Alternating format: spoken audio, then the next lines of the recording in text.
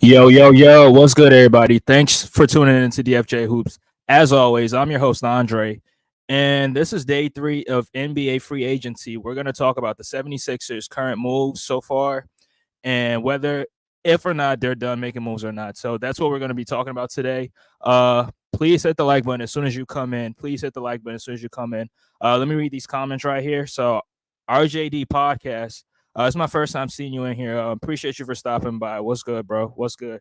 Salute to the Pull Up Basketball Podcast. Yeah, smash that like button. I appreciate you for being in here, BJ. Yeah, let's get started, man. Let's not waste any more time. Let's get started. So,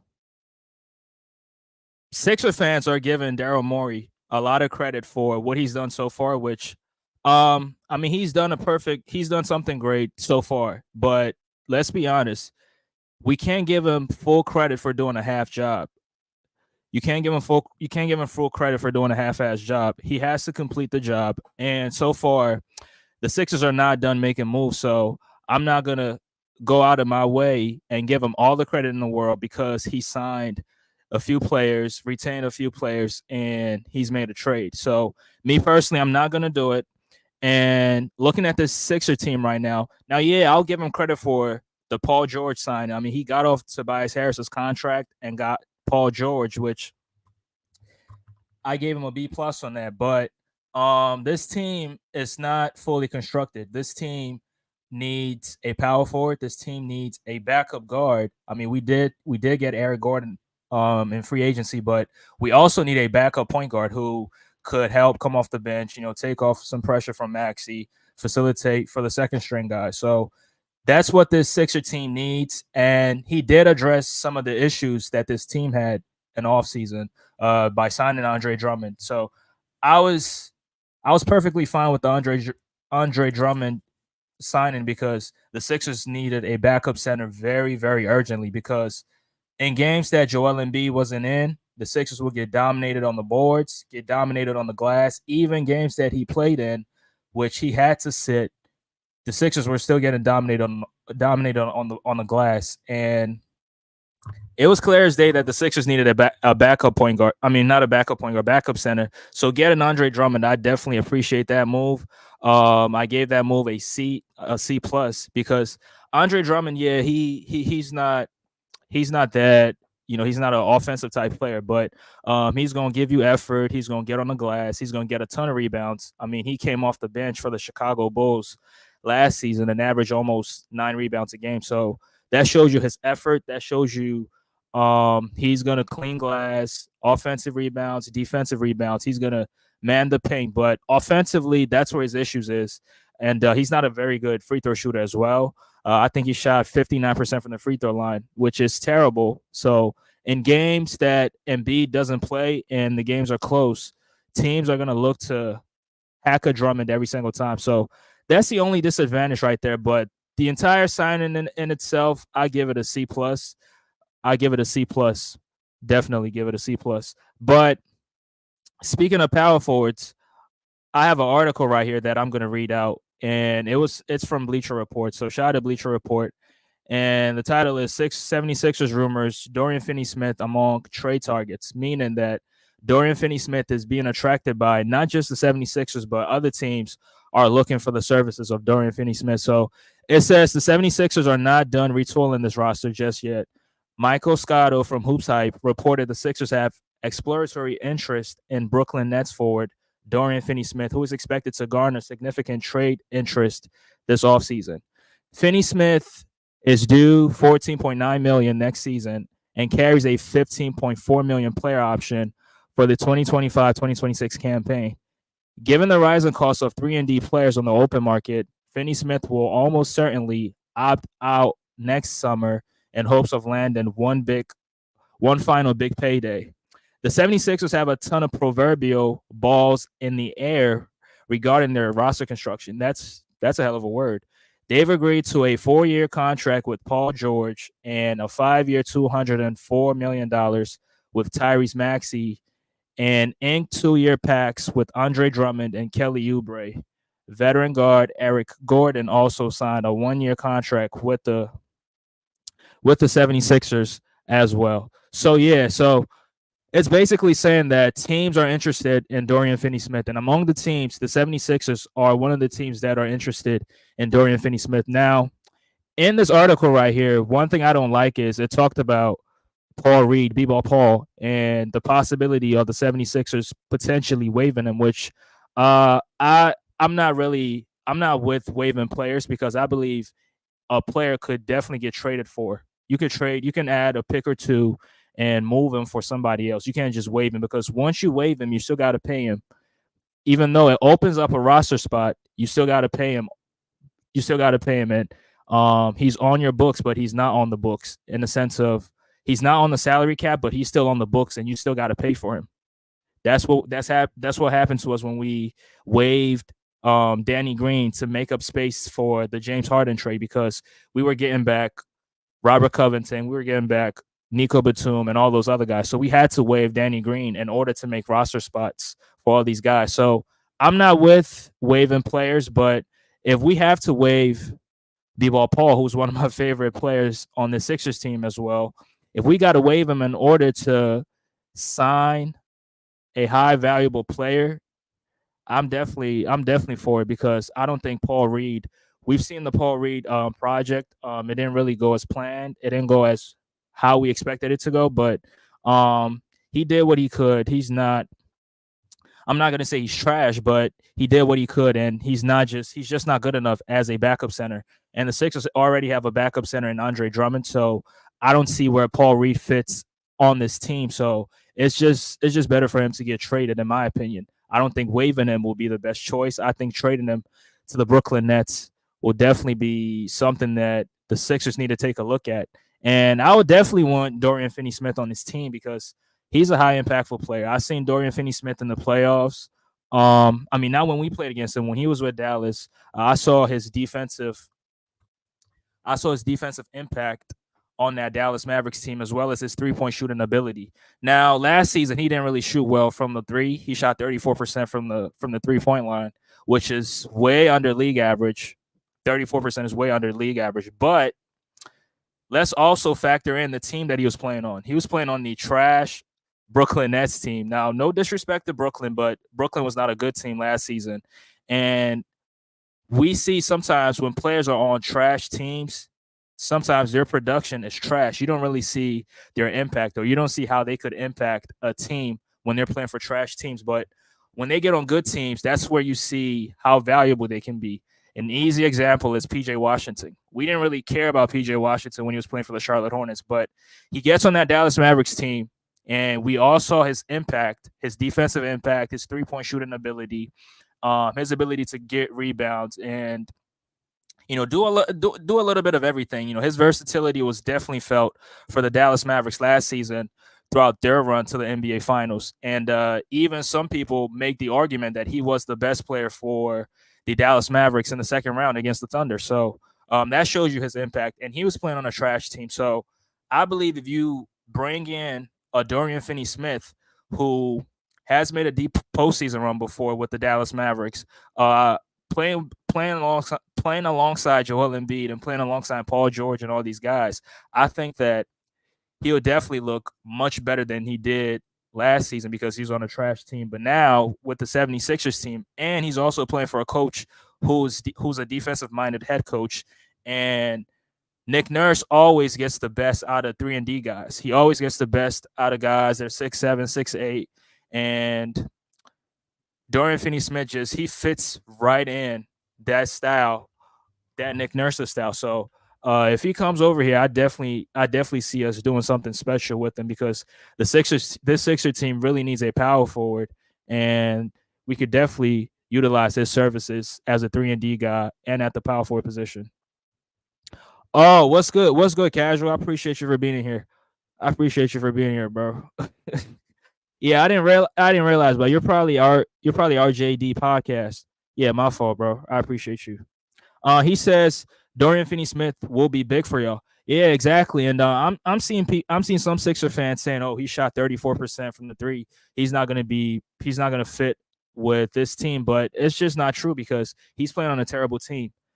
And with the PJ Tuck example that I just made, we didn't see PJ Tucker's impact when he was playing for the Charlotte Hornets, but when he got on the Dallas Mavericks, we saw how good he could be. Now he's not. I'm not saying he's a great player, but he can definitely be a contributor on a championship caliber team, and that's the same thing I feel about Dorian Finney-Smith. Yeah, Dorian. Yeah, he's definitely becoming an asset, but as the day moves on, and I mean, even in this article, it says that when his player option kicks in, he's most likely going to opt out because of the rise of 3-and-D guys in the NBA today. So he's definitely his stock is definitely rising up. And if you get him on a team like the 76ers, and he can definitely if he's able to show out, yeah, he can definitely raise his stock. Kind of like with Kelly Oubre. I mean, Kelly last season he signed a veterans minimum contract with the Sixers, and he was able to show out. He averaged about 15 or 16 points, playing great defensively. And then the next thing you know, he's signing a way better contract than he did last season. So yeah, 3-and-D players. I mean, me personally, I'm biased towards 3-and-D guys. I'm biased towards wing players. I like wing players because wing players are versatile. So their stock can raise up at any moment, any point in time. Maxi, Oubre, PG, Dorian Finney-Smith, and Embiid. Yeah, that's exactly what I was thinking. That's the starting five I was thinking of before I started this live. That's what I was thinking. And off the bench, you have Andre Drummond, you have Eric Gordon, and hopefully the Sixers can add a player or two to finish out that rotation right there. And there you have it. I think that'll definitely be a solid rotation, and that list of players can definitely give any team a run for their money in the Eastern Conference Finals. Now, I know people are going to put the Boston Celtics over them, which I don't have any issues with because they're the defending champs. They've been there. They've done that. So the 76ers are going to have to prove themselves in order to, you know, they're going to have to earn the trust of others for people to put them over teams like the Boston Celtics and the New York Knicks. Now, I keep hearing the Knicks, but I mean, they haven't really made any significant move. Now, yeah, they signed OG back. They traded for McHale, but that's it. They haven't made any other moves. So we're yet to see what other moves the New York Knicks make. These players are designed to be created for. Exactly. And casual, when he's playing on the Brooklyn Nets, what shot creators do they have? Now, no disrespect to Cam Thomas. Cam Thomas is a great, I mean, not let me not say great, but he's a good scorer, but he's looking to create his own shot. He's not looking to create for others. And with Ben Simmons not playing, Ben Simmons was the shot creator for that team. I mean, not shot creator, but he's the playmaker for that team who's going to set up these guys, set up Nick Claxton, set up Dorian Finney-Smith, and set up all these 3-and-D guys that they had. But they didn't have Ben Simmons playing, and then they had Dennis Smith starting at the point guard position, and Dennis Smith is not that good of a shot creator or that good of a playmaker for other players. So you couldn't really feel or you couldn't really see the impact that Dorian Finney-Smith could have had when he played with Luka. That's when he had some of his best seasons with, because Luka is a shot creator. Luka play makes at a high level.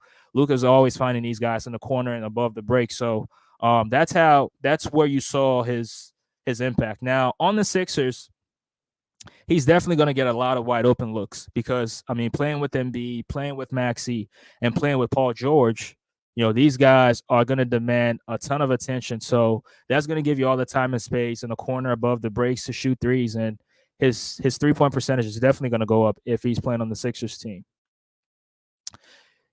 Dorian Finney-Smith is a dog. You surround him with Embiid and PG, they dogs. Exactly. And I mean, playing for the Nets, I mean, he's always been a dog. Dorian Finney-Smith has always been a dog. He's not, he ain't no pushover. He's going to give you effort.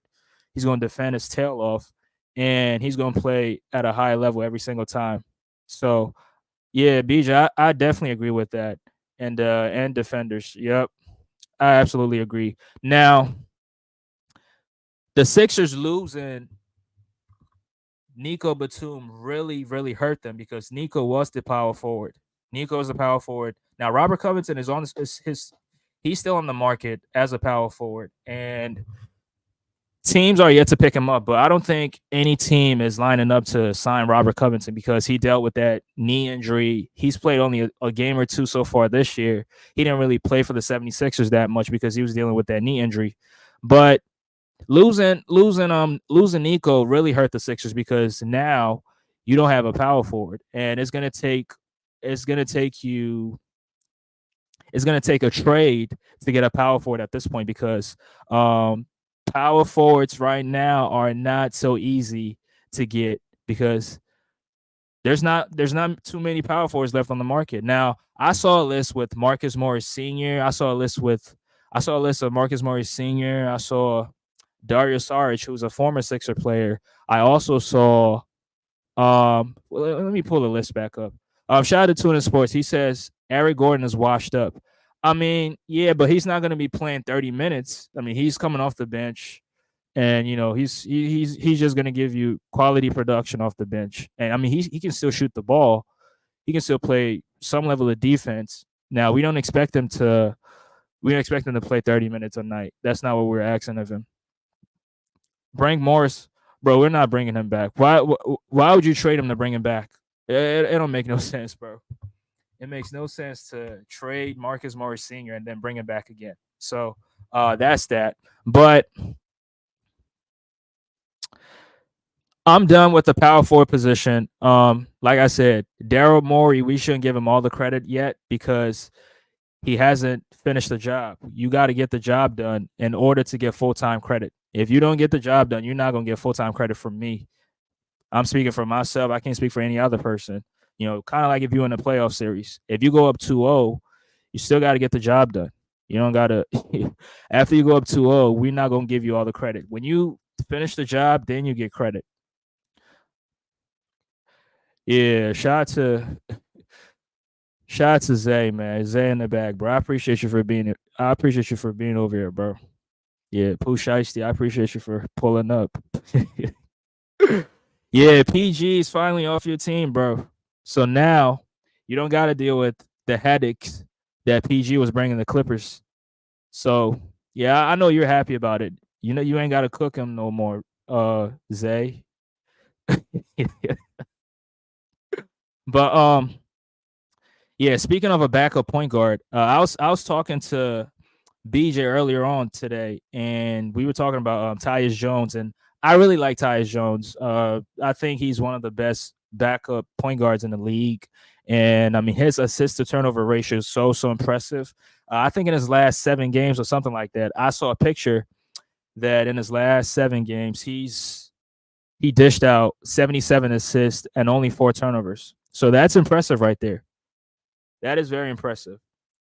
Yeah, 77 assists, four turnovers over his last 7 games for the Washington Wizards. So that's impressive right there. And with his ability to distribute, he's definitely going to fit in.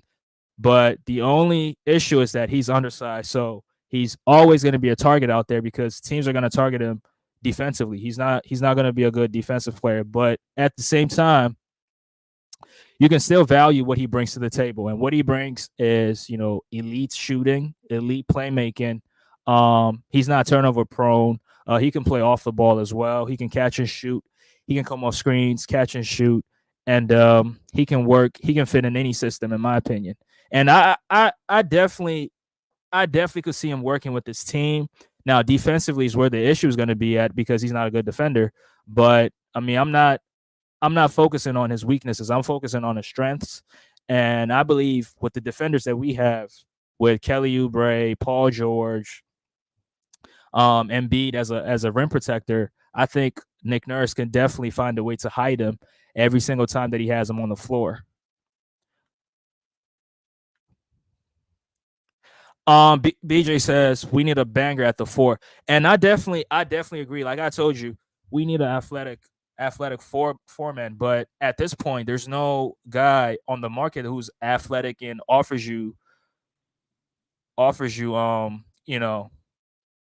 that could be a banger at the 4 position because I saw the list. I should have saved that picture because it was funny. I saw Dario Saric, who's not athletic. I saw Marcus Morris Sr., who's not athletic. Robert Covington dealt with injuries, and I saw a few other players, which I can't really remember. So we don't really have. It's not a lot of power forwards on the market. So if you really need a power forward, you're gonna have to trade. And at this point, I mean, who can the Sixers trade to get the banger at the four? Who can the Sixers trade to get a power forward right now? Um, so we have Ricky Council the fourth, who just got signed to a standard NBA contract. So congratulations to him. I saw him. I saw him dug it out at the G League. We was at the game back in March, and I was specifically watching him, and I really like his game. He attacks the basket, but he's not a very good shooter, and he's not a very good playmaker. So um, if the Sixers trade him, I wouldn't be mad. I wouldn't be mad at that because I mean he still has to develop, and this Sixer team we don't have time to develop players at this moment. He says he from Philly. Y'all did him dirty. I mean that's the business, bro. That's the business. Same way the Cavs do players dirty, bro. Y'all did Kevin Love dirty, so it happens everywhere, bro. Yeah, but bro, you definitely gonna regret it, Zay. You definitely gonna regret letting Paul George walk out the front door. Y'all better unlock him. I mean, you definitely you gonna definitely see it, bro. You gonna definitely see. Now, I'm not saying Paul George is gonna average 30 points a game. I'm not saying that, but he'll definitely play some of his best basketball in Philly. The first 2 years, we'll definitely see that from him. Yeah. So Morris gave the NBA champions 25 in the playoffs with ease. Yeah, but I mean, you still lost in five. Did y'all win? So you can't. So now it's all about empty stats now, huh? Bro, you a hypocrite. Eric, see, Bruce, here's where you got it all wrong. He's not going to start. He's not going to play 30 minutes a night. He's not going to be taking 20, 25 shots. All you need from him is for him to come off the bench, be a utility guy, take some of the ball handling responsibilities, shoot the ball when open. He's going to get a ton of looks because that's the Nick Nurse system. That's all you need from him. You don't need him playing 30 minutes. You don't need him starting all games. At this point, he's always been a bench player, so he's coming off the bench, and I don't see anything wrong with it. I mean, Al Horford was 37, 36 years old, and whatever he brought to the Boston Celtics was valuable to them. It's not about him taking all those shots. It's about him being a utility guy. Yeah, what's good, Bruce? Drummond. Bruce. With Drummond being here, Embiid plays 30, 35 minutes in the playoffs. All we need from Drummond is to clean glass on both sides, offensively, defensively. We just need him to clean the glass. We just need him to rebound, and we just need him to be a paint presence on the floor because the Sixers was always getting cooked on the glass every time Embiid was off the floor. Now, yeah, Andre Drummond does have weaknesses. I'm not going to say he has no weakness. I mean, his free throw, like I said in the beginning, he's not a good free throw shooter. So,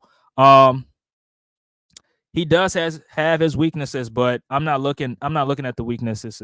I'm just focusing on what he can bring to the Sixers that the Sixers really need, and that's rebounding. The Sixers were not a good rebounding team, and that was clear as day when we played against the Knicks when they dominated us on the boards. They got all those rebounds. Isaiah Hartenstein, Josh Hart, all those guys was feasting on the glass. With Drummond there, Josh Hart is not going to get all those rebounds. A 6'4" guy is not going to get 14, 15 rebounds under his watch. It's not going to happen. Now we hyping up Eric Gordon. Bro, the same way you was hyping up Tristan Thompson. Nick Nurse got talent on this team. Now I see y'all as a top 4 seed.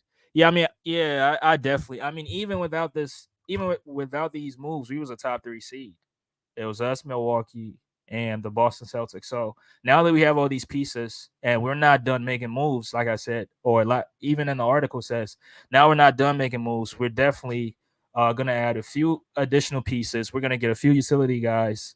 I think we need a solid backup point guard. We need additional wing player, and we need that power forward spot locked in. And then the Sixers are ready to compete with anybody in the Eastern Conference. If we make those three moves, we can definitely give anybody a run for their money. Now, it's a few. The Sixers are going to lose additional players right now. I don't think the Sixers are bringing back Kyle Lowry. And shout out to Kyle. He played, in my opinion, he played good last season for the Sixers. Had DeAnthony Melton been healthy, he probably wouldn't play all those minutes. But we're definitely going to lose Kyle Lowry. And at this moment, I don't even know what the chatter is with Buddy Hield because he's still a free agent and he's still on the market. Now, I have a strong feeling that he might end up on the Lakers, which sorry y'all. The Lakers almost traded for him like 3 years ago, but for whatever reason the deal did not go through, so he didn't go to the Lakers. He was still on the Kings. So I can see him signing with the Lakers cuz they need shooters themselves and they are yet to make any moves because so far the only signing that I've seen the Lakers make is sign Max Christie to a 3-year deal. Their own draft pick. I think he signed a 30 mil. Yeah, for 3 years. So the Lakers have to make moves. The Denver Nuggets have to make moves. A lot of teams have to make moves, but I don't really care about those teams. I care about the Sixers. And as of currently, I don't see the Sixers bringing back Kyle Lowry. I don't see them bringing back Buddy Hield. I don't see them bringing back Cameron Payne. I saw that Cameron Payne got arrested again, and it's just it's just funny because it seems like he got arrested for the same thing that he did last time. They asked him for his name and he gave him a wrong name. He said John Mitchell or whatever. I forgot, John Henderson or something like that, if I'm not mistaken. So, I don't see the Sixers bringing him back. I don't really see them bringing him back at all. So, Cameron Payne had a good year on the Sixers, a decent year on the Sixers, in my opinion. So, I don't see the Sixers bringing those guys back. And the reason why I'm bringing that up is because the Sixers need additional guards. The Sixers do need additional guards because we're going to lose all our guards. We had some of the best.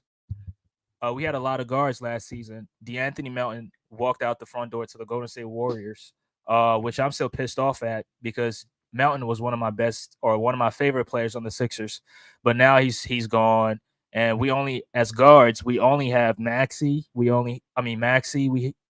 got Eric Gordon, and I mean Kelly Oubre is going to be at the two spot. So we currently have only three guards on this team, if I'm not mistaken. So we definitely need to fill up the guard spot and sign a few guards, high quality guards, not just any guard.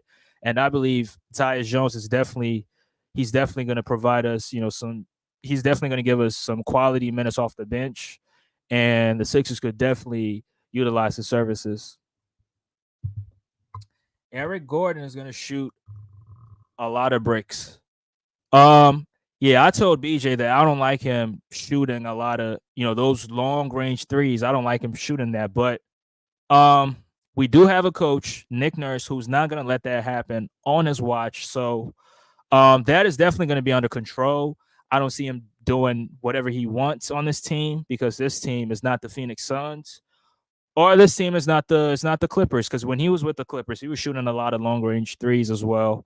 So Nick Nurse is definitely going to have that in check. So, yep, I agree. Wait, what you agree? What you agree with? Uh, that I'm hyping up, bro. I'm not hyping these guys up. These guys are rotation guys. These guys are not the best players on the team. Every team needs role players. The Clippers need role players. Cleveland needs role players. The Boston Celtics have role players. Derek White and Drew Holiday, all these guys are role players, bro. So yeah, PG. There you go. Hey Bruce, you're not nah, Bruce. We not doing that. I never said that. I never said that, and you're not gonna play that game with me, Bruce. What I'm saying is that PG under Nick Nurse, we're gonna see him play some of his best basketball. I'm not saying he's gonna average 35 or 30 points and win the MVP. I'm not saying that because he's gonna have to sacrifice. Embiid's gonna have to sacrifice. Max is gonna have to sacrifice. And I was telling BJ that I don't want Embiid averaging 30 points. I just want to see him cruise through the regular season. Now, definitely he definitely wants to make the All-Star team. He'll definitely want to make the All NBA team. So he's definitely going to put up like what 24, 25, or 26 points per game. But I don't want to see him averaging 30. And I want to see PG and Embiid cruise through the regular season because these guys are known for, injury. So I don't want them playing hard. Now, obviously, you do want to put yourself in the position where when you head into the playoffs, your path to the finals is easier. You definitely want that, but I don't want you stressing yourself because we got too many offensive options on this team, and I don't want one person kind of like taking the offensive load every single night. It should be spread apart. Andre, doing this sports, you funny, you just funny, and you just mad because of what I said yesterday, and I'm standing on it. Andre Drummond's best years is better than Jared Allen's best years. I'm standing on it. Shout out to John. I appreciate you. I think it's my first time seeing you on, but appreciate you for pulling up. He says, "What's the next move? What's the next mover? The Dorian Finney-Smith trade will take us to the hard cap." Which, yeah, you definitely have a point right there. I'm not gonna disagree or I'm not gonna argue with you on that. But if you really want to win a championship, you definitely gotta spend money. You definitely got to spend money. And if you don't want to go the Dorian Finney-Smith route, okay, I get it. What route would you be willing to take? Because at this point right here, there's no, there's no, when you talk about power forwards, we don't really have power forwards on the market that are willing to take veteran minimums contract. All these guys are going to be looking to get paid. And let's stop. I think we should stop being cheapskates because if you want to win a championship, you got to spend money.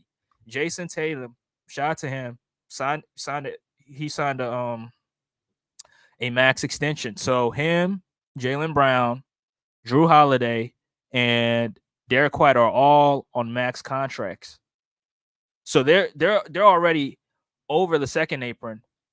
They're way over. They're definitely way over the second apron. They're in the luxury tax. So and they want to win a championship. So I think if you want to win a championship, you should be willing to spend money. Now I'm not saying waste money, but what you're getting from Dorian Finney-Smith, I don't think you can get the same type of production from a Marcus Morris Sr. You can't get that same type of production from a Dario Saric. Now, if there's another power forward that I'm forgetting of, you can definitely remind me in the comment section. But as of right now, I don't see any other power forward that could fit into the Sixers system and give us the quality production that we need. Drummond is looking like he's cleaning dishes than cleaning the glass. Bruce, did you watch Andre Drummond last season? Coming off the bench, and he averaged 9 rebounds a game. 9 off the bench. Now he did start in a couple games, so yeah, but coming off the bench, he averaged 9 rebounds. So the Sixers can definitely use his rebounding ability because the Sixers, once again, is not a good rebounding team. Go look at where we ranked at in the regular season in terms of rebounding. And I bet you the Sixers was probably bottom 10 because the Sixers is not a good rebounding team. And if you really want to compete, if you really want to win a championship, you got to get on the glass. You got to rebound the basketball. And Embiid is going to give you double-digit rebounds, but you also need, some other guys to give you rebounds as well. And off the bench, you need a rebounder or a defensive presence in the paint that's not going to give up a ton of points and that's going to clean glass and clean every mess that these guys make on the floor. Y'all can come out the East, honestly.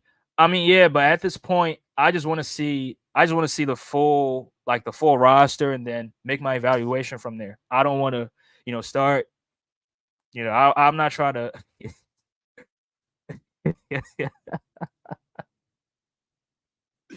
Yeah, because Bruce is taking notes in the comment section, so I'm not trying to.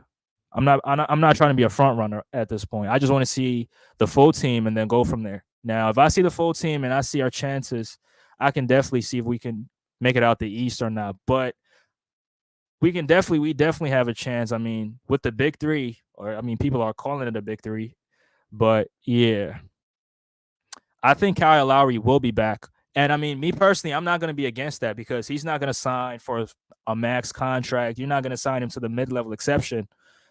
The highest he can take is the vet minimum. And you got to sign guys to vet minimum. So he's not going to eat into the salary cap that much. So if he's returning to the Sixers, I'll definitely take him because his effort on the floor, I definitely appreciate it. His ability to distribute, ability to shoot the three, and his willingness to sacrifice his body and take a charge or even dive on the floor to save loose balls, I definitely appreciate that. Cameron, yeah, Bruce, I'm not gonna, yeah, I know what you're trying to do there. What's good, Philly sports? I appreciate you for being in here. Um, Smash the like button as y'all come in, man. If you haven't subbed to the channel, please subscribe to the channel as well. Shout out to Philly sports. Nah, bro, Payne only got arrested once, and it was just a repeat of the same report. Oh, okay, then all right, then my fault, bro. I saw it on Instagram. I was like, again, because it seemed like it was the same thing. So I was kind of like confused when I first saw it. So, but I mean, you gotta get everything together, bro. Gotta get your shit together, bro. Yeah, PG is a guard slash forward. Yeah, I think PG's. Yeah, he's definitely going to be listed as a guard slash forward. He's good. He's definitely going to be playing shooting guard sometimes and small forward sometimes. So yeah, and PG's definitely going to thrive at that. Philly Sports says, and I see Morey filling the roster out with wings for the perimeter defense and threes. Excuse me. We probably get one more guard to go along Maxey and McCain. PG will take some off the playmaking duties as well. Now, yeah, speaking of Jared McCain, I'm not man.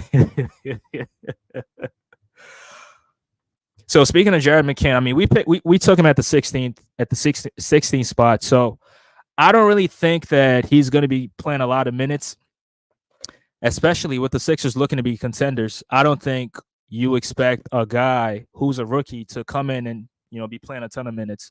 But I can see him getting minutes here and there, and I can see him doing.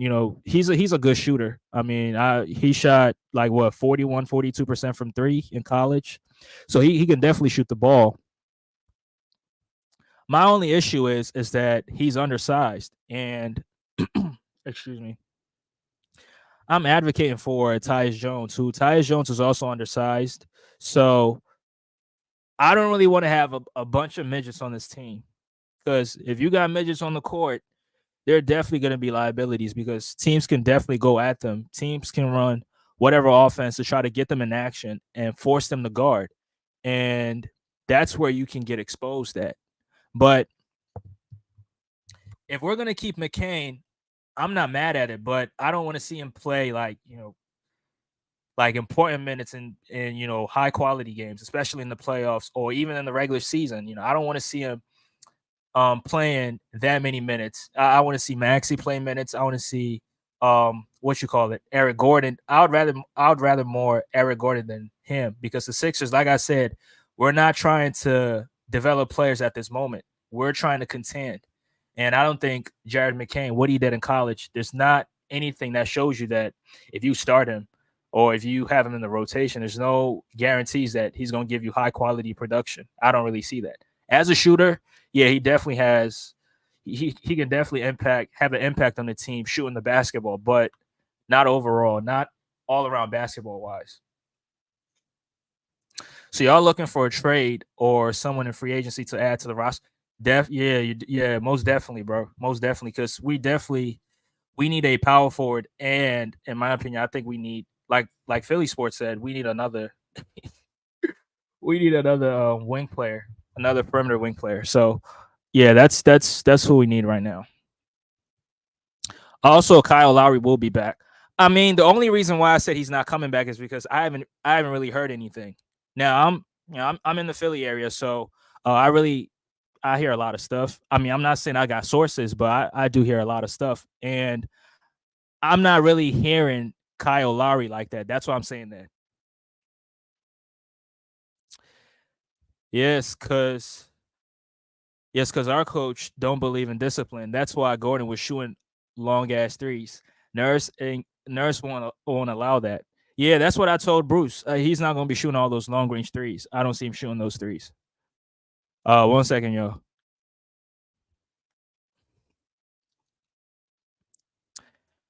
Jared Allen never had his own team because he's not that good. That's why he never had his own team because he's not that good.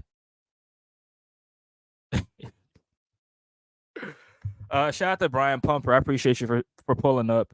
I don't trust Nick Nurse to play Kyle 35 plus minutes.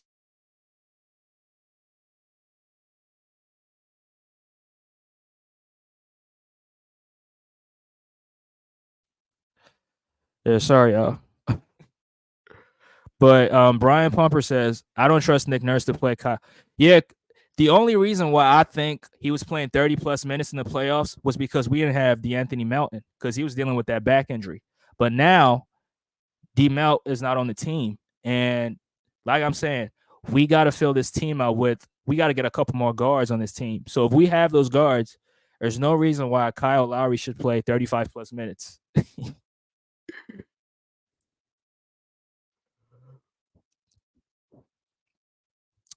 He said, Brian Pumper says we got that crazy dude from the Pistons, 28, number 28, a good power forward option. Who you talking about? Sadiq Bey? That's what you talking about?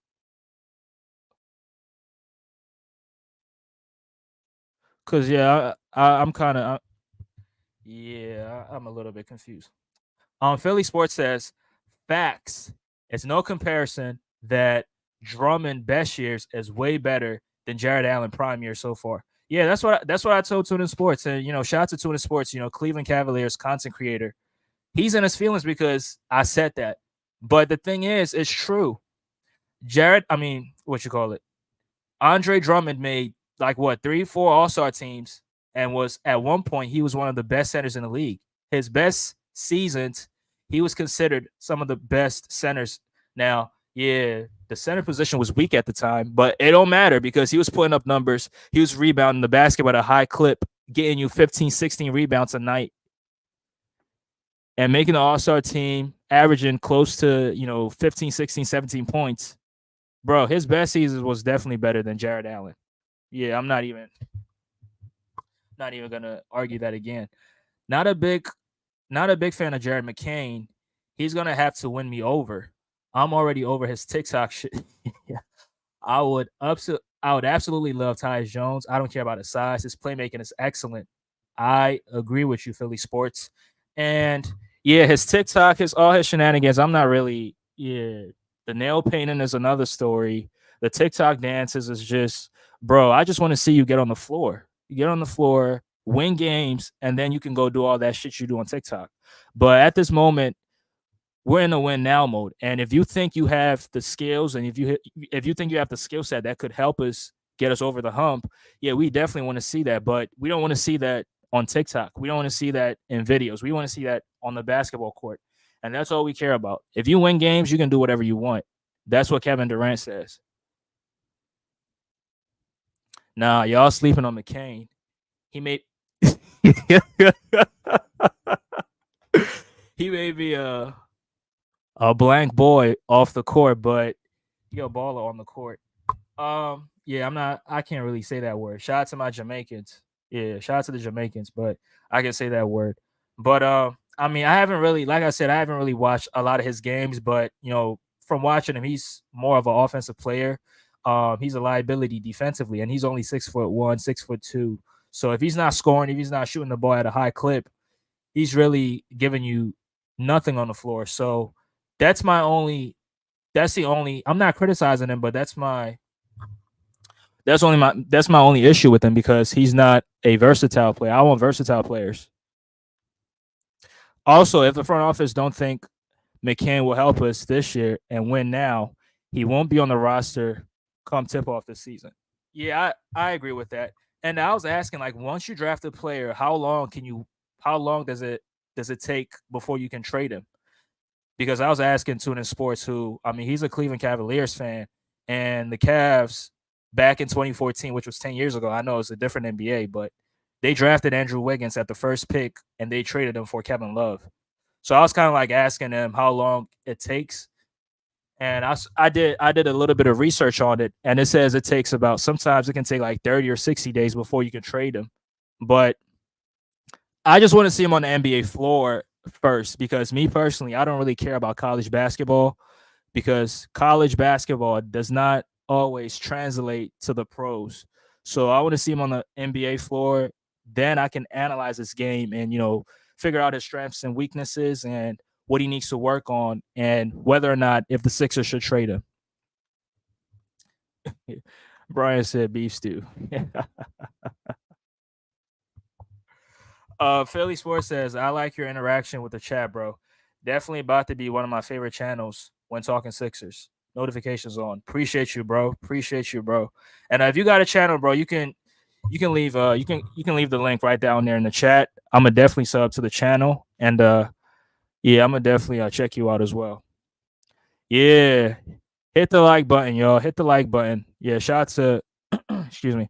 Shout out to the Pull Up Basketball Podcast. Hit the like button and subscribe to the channel as well. Even though Drummond will get flip, even though Drummond will get flip and cool by Embiid, but then again, they would be beside Horford. Wait, let me read this well. Even though Drummond will get flip and cool by Embiid, but then again, they would. But then again, they would. Besides Al Horford, punk. Yeah, I mean, I mean, we hear the story that Al Horford is the Embiid stopper, which that's one of the huge reasons why I want to go through Boston. If this Sixer team is really going to win a championship, I want to go through Boston and beat Boston, because the Sixers haven't beaten Boston in 42 years.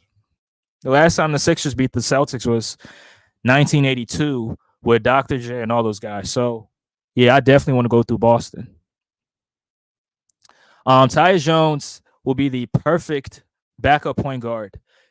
How much was his deal? How much was his last deal? Which I don't know, because he's off the books. He's a free agent right now, and they're not really showing you previous contracts from last season, so I can't really tell. But I don't think he was making that much. I don't really think he was making that much. Yeah, I definitely want a backup point guard like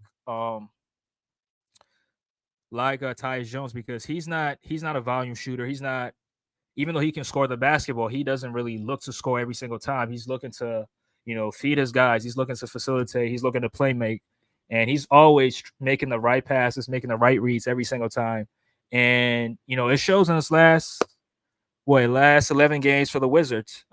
77 assists and four turnovers. So that assist to turnover ratio is definitely is definitely impressive. Tuna Sports says Jared McCain and Kelly Oubre are good pickups. Yeah, I see what you're trying to do there, but I'm not gonna fall for it, bro. I'm not gonna fall for it. 30 days. Okay, so after 30 days, then you can. Oh wait, so 30 days after signing. So the Sixers have not even signed Jared McCain to a contract yet. He hasn't really signed yet, so they're gonna have to wait if he's gonna get traded. So okay, I appreciate it, Brian. I appreciate it. I'm gonna be in Philly in September. Oh wow. Yeah, you can. Nah, I'm not gonna be in Philly in September. I'm gonna be in Delaware. But yeah, man, I can show you some of the best spots. I can show you some of the best spots in Philly. And I was in B-More last Friday. I was in B-More last Friday. Shout out to Baltimore, man. Baltimore is just like Philly. All the houses are connected. Yeah, shout out to yeah. I love being in Baltimore. Brian says you're gonna like Jared McCain. He's not scared to shoot, and Buddy is clutch. He not finna be Tobias Harris and pump fake open threes. Or pump fake open threes like PJ Tucker. PJ was also pump faking threes. I heard people calling him pump fake PJ. But yeah, it's not that I don't like Jared McCain. It's just that I don't focus on college basketball that much. So I don't really know what his game looks like. Now, according to some conversations that I had with a few others, shout out to Mitch Kovsky. Y'all can go sub to his channel, Mitch Kovsky. He's a Sixers content creator. He was very high on Jared McCain, and even before the draft started, he was saying that the Sixers need to draft him. So, with the brief discussion, he was telling me that he's a good scorer. He can shoot the ball. He's not going to hesitate. And like you said, he's not going to pump fake any threes. He's always going to let them up. He's always going to let them fly. But at the same time, if you're not shooting the basketball, can you give us something different? That's what I'm looking at. I want to see versatility because the team that we got to go up against, which is the Boston Celtics, I mean, that's the best team in the Eastern Conference, in my opinion. They have versatile players, and not all those players score all the time. If they're not scoring, they're doing something different. And when I look at this Sixer team right here, I also want to have players that can do a little bit of everything on the floor, not just shoot threes. So that's why I'm a little bit hesitant on McCain. But shout out to him. I mean, he's a young dude, young guy, getting drafted to the league. Shout out to him. Tuna Sports says we traded Wiggins like a month later, I think, but he never played a game for us, and we traded O Okai Agbaji after the summer league.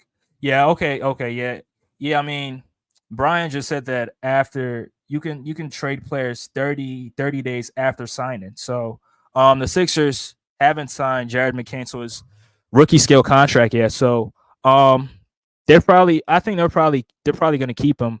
But I mean, I want to see guys who was on the team last season get minutes. Yeah, I want to see Ricky Council get minutes. I want to see what he can give the Sixer team because I watched him play, and yeah, I watched him in the G League, but from what I saw, he attacks the basket ferociously. He grabs rebounds for his size. He's only 6'5", 6'6". No, he's 6'4", 6'5". Even though sometimes they list him as 6'6", he's only 6'4", 6'5". And I mean, he plays hard every single night. The only thing is he has to work on his 3-point shooting, and I want to see him get like consistent minutes so I could judge whether he could be on the Sixer team long term or not. Must be talking about Giannis. Horford ain't no damn Embiid. BJ. I mean, the 3 times we went up against Boston, I mean, Horford was on. I mean, he was guarding Embiid, and sometimes he did have some success on him. But I mean, the last time, 2023, when he had he had some best. Even though Embiid averaged 25, he did a solid job on him, in my opinion.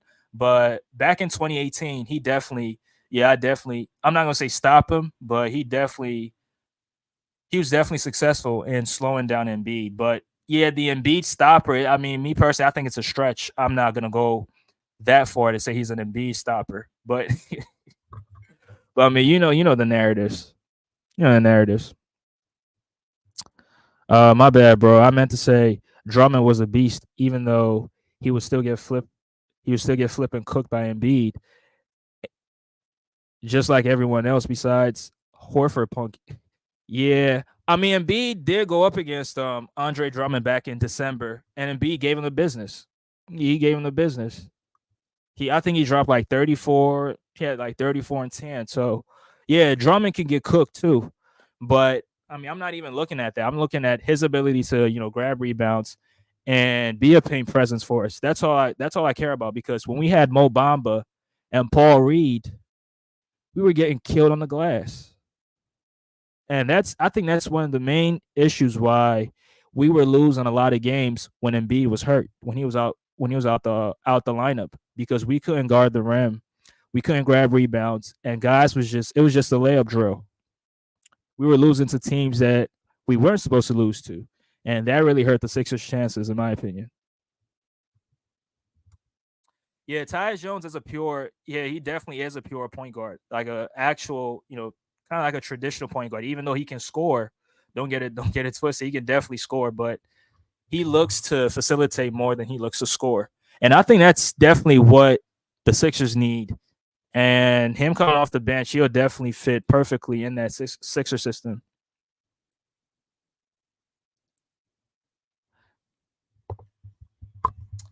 Get this TikTok off the damn screen. Yeah, you got it, bro. I mean, he's just. I'm not gonna wish anything. I'm not gonna wish that he has a terrible season. I definitely want him to be successful because he's playing for the Sixers, but he's just making things worse for himself because of the TikTok dances, the nail painting. I mean, if he's not having a good game or if he doesn't have a good season, he's definitely going to get roasted on Twitter. And that's one thing that is really concerning for him.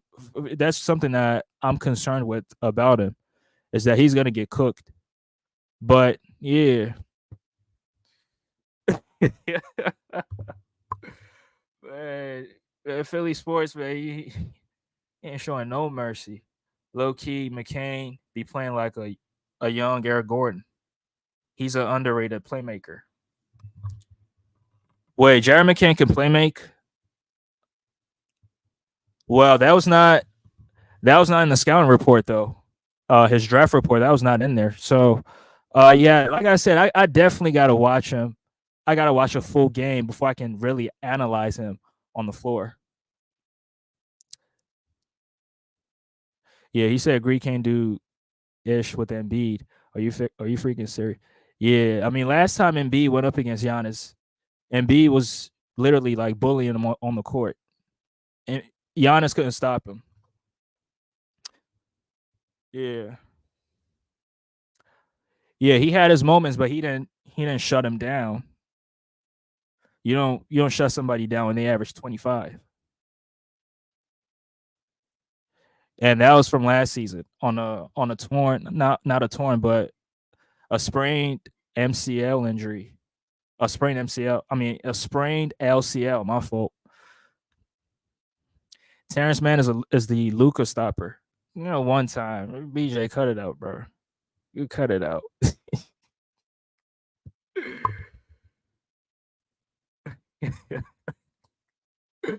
And honestly speaking, this might be a hot take, so don't flame me, guys. But I think if Embiid main assignment ever was to man up on Greek, he would shut that shit down. Every time he checks him, he does.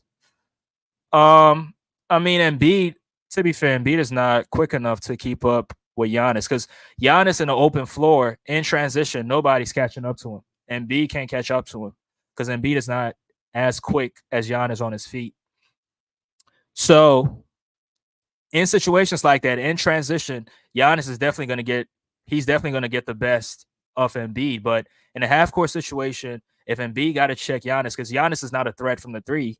I mean, sometimes he shoots the three, but he's not really a threat. So Embiid can definitely have his moments in a half court, but not in transition.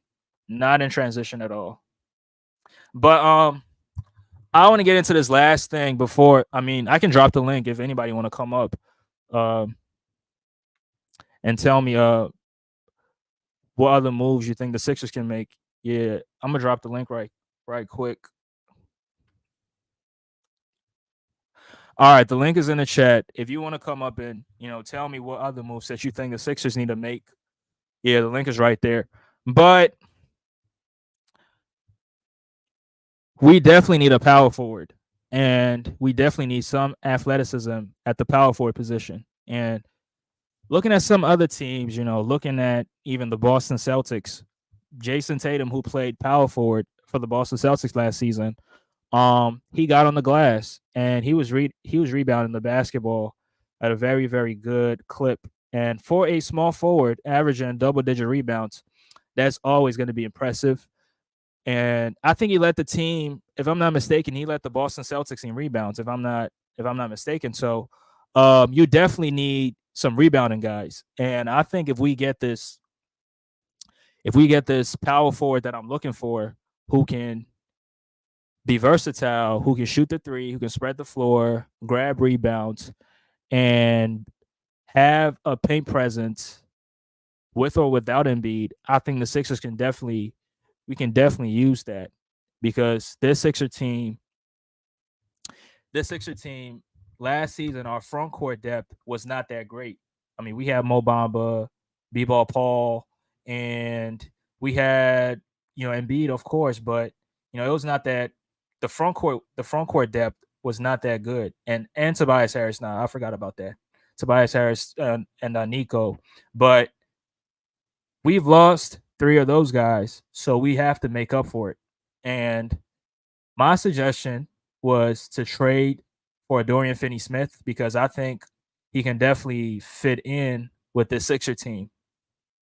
And there's other power forwards on the market, but you're gonna have to trade to get them. Now, obviously we got to trade for Dorian Finney-Smith, but the reason why I'm pushing for the Brooklyn move is that Brooklyn, I think they're looking to rebuild because where they're standing right now, they're not looking to contend in the Eastern. In the Eastern Conference. So, and they traded their best player to a team who's a rival in their division, in our division, because we're in the same division with the Brooklyn Nets. They traded Mikal Bridges to the Knicks, so they're not looking to win right now. So if we can definitely trade Paul Reed, add a few picks, not even a few picks, add a pick to get Dorian Finney-Smith. If that move is available, if I'm Daryl Morey, I'm making that move as soon as possible because, like the article said, Dorian Finney-Smith is a hot commodity, and teams are looking for 3-and-D guys. So we can definitely, if we have a Dorian Finney-Smith, if that deal is on the table, I'm definitely going to make that move for sure. What's good, Bruce? What's up, man? Are you ready? You ready for the parade? Wait, what parade? The Philly parade.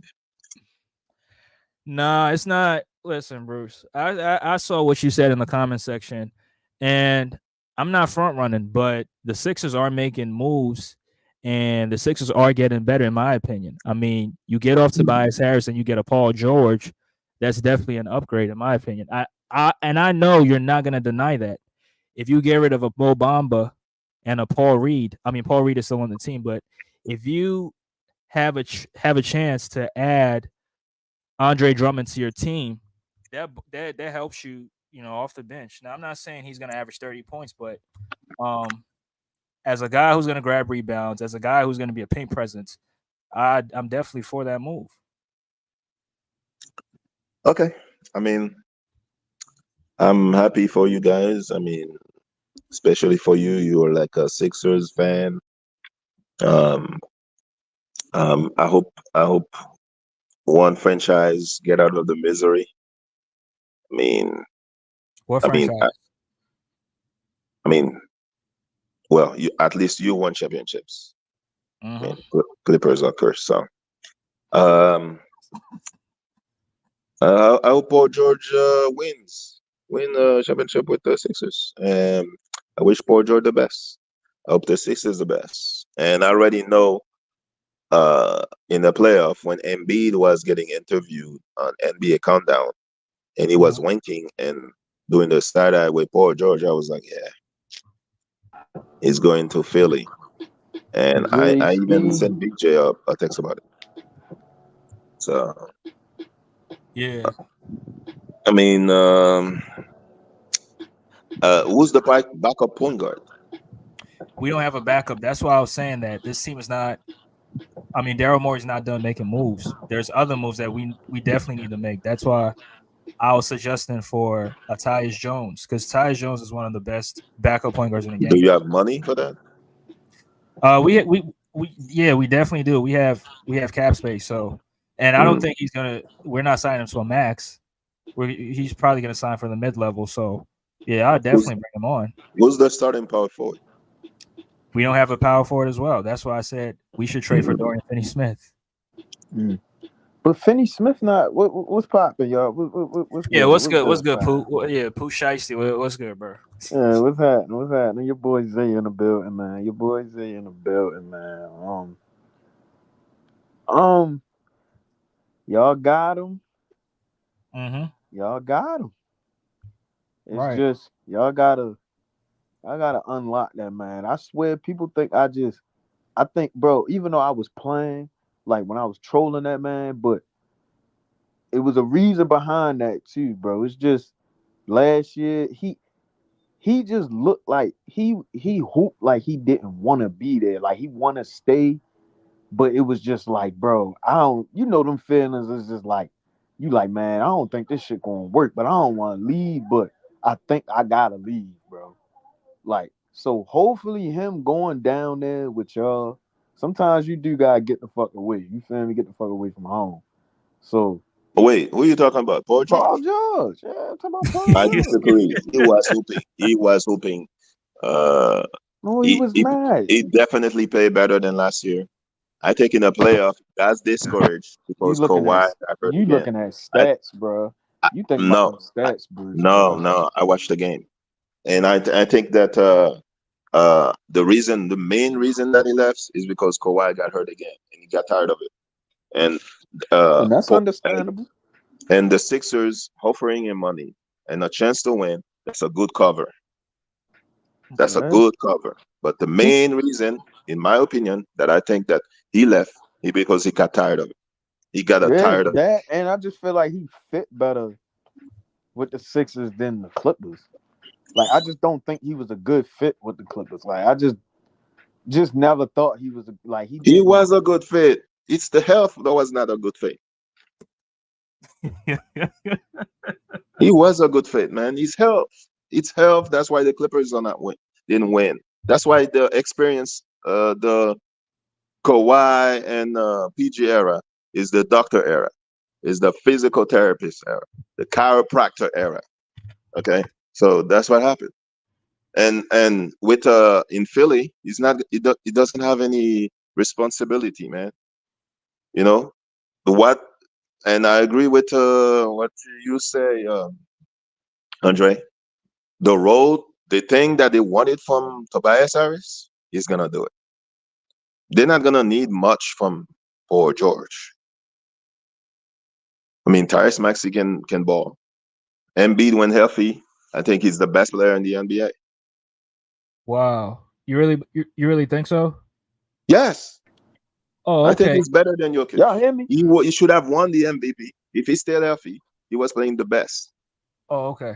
Cause Bruce, you never. I mean, I'm not gonna say never, but you rarely give Embiid any credit. So Yes, and there when was a I guy he used to come and the pull up, always the Mhm. Embiid, Embiid, Embiid, and I used to make fun Oh, of you him. talking about Dominic? Yeah, Yeah, Dom. Yeah, now he's yeah. I saw him on this podcast and he was saying that he was criticizing Embiid, bro. he got tired of it. Got tired of it, but Mm. Zay, I just want to go back to what you were saying. You said that you felt like he didn't want to be there anymore. Like, what makes you say that? It just you can tell like you see when like how can I put this? How can I say it? Like Man, you're gonna let BJ pull up and I mean he can pull up, but it's just you see how he was hooping. It just looked like he didn't look like Paul George no more, bro. He it was just like, and I know he can still be that Paul George, but I Wait, felt you like talking about the playoffs or the regular season in totality, in like totality? Okay. yeah. So it's just like he just looked like, man, this shit ain't gonna work. Like, and I could tell like when him and Hart was on the floor together, they didn't really had no good kind of like chemistry because I'm thinking James Harden was going to open the floor up more for Kawhi and PG and get PG and Kawhi involved. This man Harden, this nigga unlocked. He said, no, my job is to take care of Zubac. He said, nah, fuck Paul George. I'm gonna make sure Zubac eat. Like he wasn't really feeding. He was feeding Zubac more than Paul George. Like Zubac was eating. So I felt like once he seen that, he like, damn. So this nigga just gonna say fuck me and say, all right, I'm gonna feed Zubac. So so you feel me? And then Mhm. James Harden was looking more like So, our second best player than Paul so George. how is he gonna feel when they feed Embiid? Wait, Wait, what what? you mean? Say it again. So how is Paul George gonna feel when they keep feeding Embiid the ball? I mean, I don't think they going. Mm. It's that's. I mean, that's a good question, but you gotta understand that nigga Embiid was down there scoring like 45, 50 points in like game 52 of a season, bro. Like I just feel like they got Nick Nurse. I feel like he's good enough of a coach to find a way. Good enough.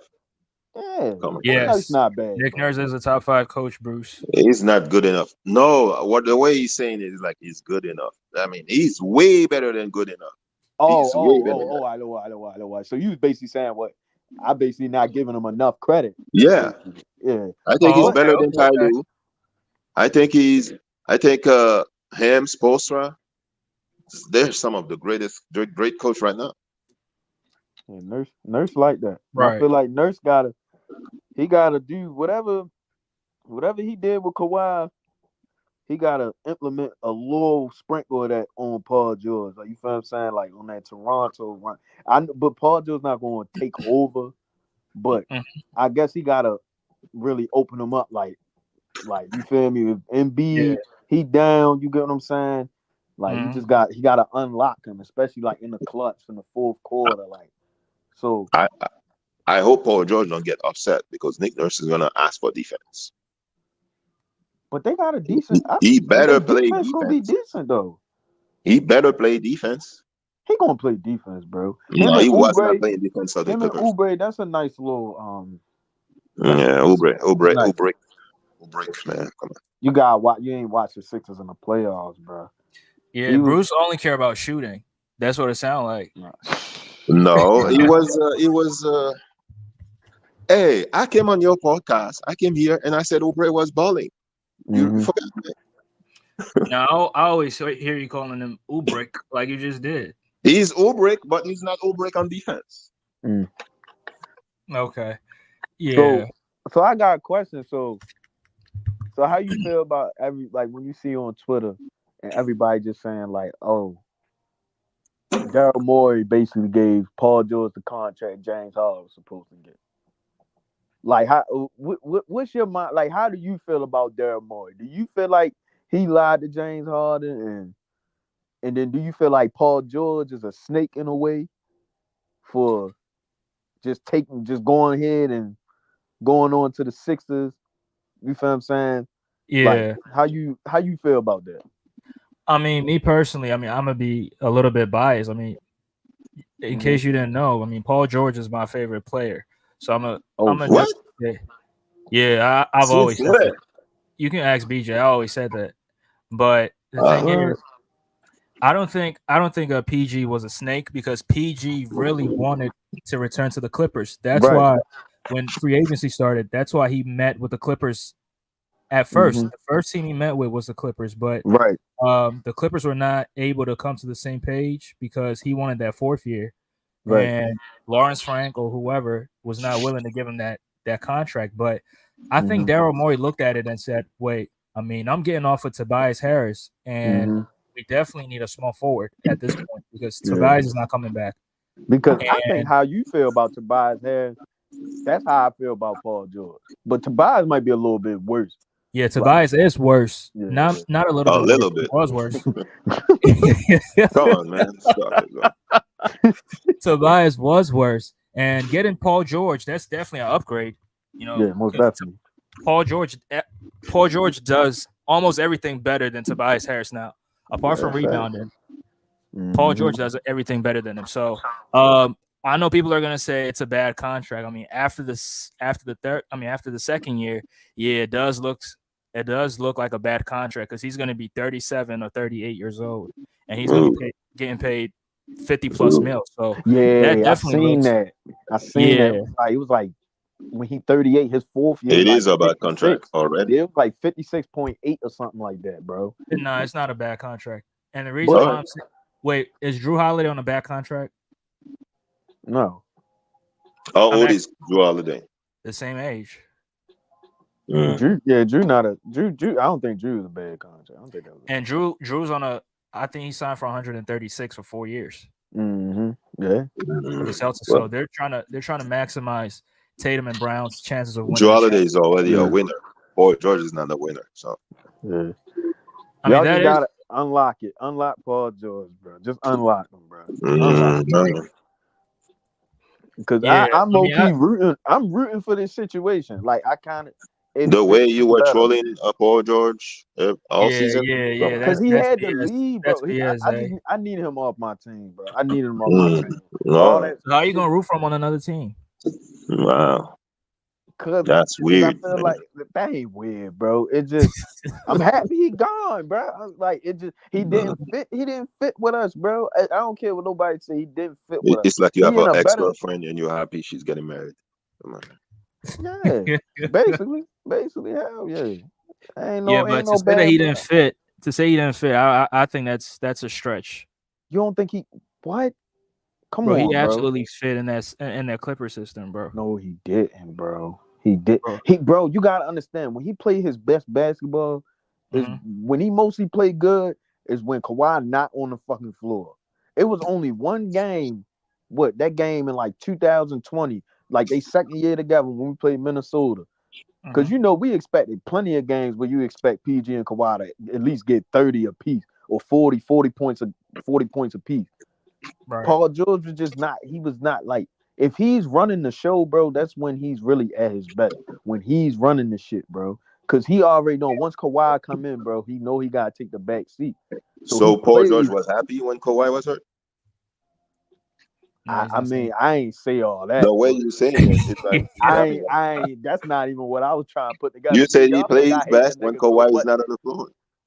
No, it just come on, Bruce. You watch the games, bro. You can tell like when they was on the court, it just ain't look right to me. It personally, it didn't look right. It just ain't. I just don't feel like They it. look fine until they traded for James Harden. That's when the team got destroyed, in my opinion. It was True, fine. The true. team was fine. Keep the same team. Why you had to have PJ talking? Come on, man. Yeah, I don't even know why PJ Tucker was even in that deal. Like that didn't even make no fucking sense. But hey, Paul, I mean, he probably do his thing over there. He'll Philly, Gilly and Wallow on him. Everybody down there, they'll show him love down there, man. Everybody love. I know, Andre. I don't want to hear no excuses for Paul George because you keep putting on the comments excuses for PG. So okay, Yeah. let's No, see. I don't make excuses. I mean, if he come up short, yeah, he definitely gonna get criticized. If he don't play I mean, to his standards, I definitely criticize him. Shit, I I mean, don't make Paul excuses for George disappears some days. I mean, he had a good game a great game against Dallas and went home. I'm like, nobody. where is this guy? What is he Yeah. doing? But you gotta think, bro. They still got Maxi though. So even if PG still play dumb, at least they got Maxi to rely on. Like I ain't gonna lie, at least they still got I mean, Maxi. Maxi struggles too some days. in the playoffs. Maxi get buckets, He's bro. he's never struggled in the playoffs yet. He gets buckets, bro. I mean, Okay. in the series, but he struggled in games. I'll give you that. He a bucket. Cause when Paul George, if Kawhi wasn't going, Paul George wasn't going. You already knew James Harden wasn't gonna get it going. You couldn't think of nobody else that could get it going on the Clippers. At least they I mean, like you Zubac can was getting with going. confidence, Tyrese Maxey.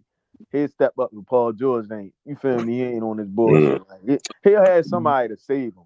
Like I The feel like Sixers issue is always health. Health.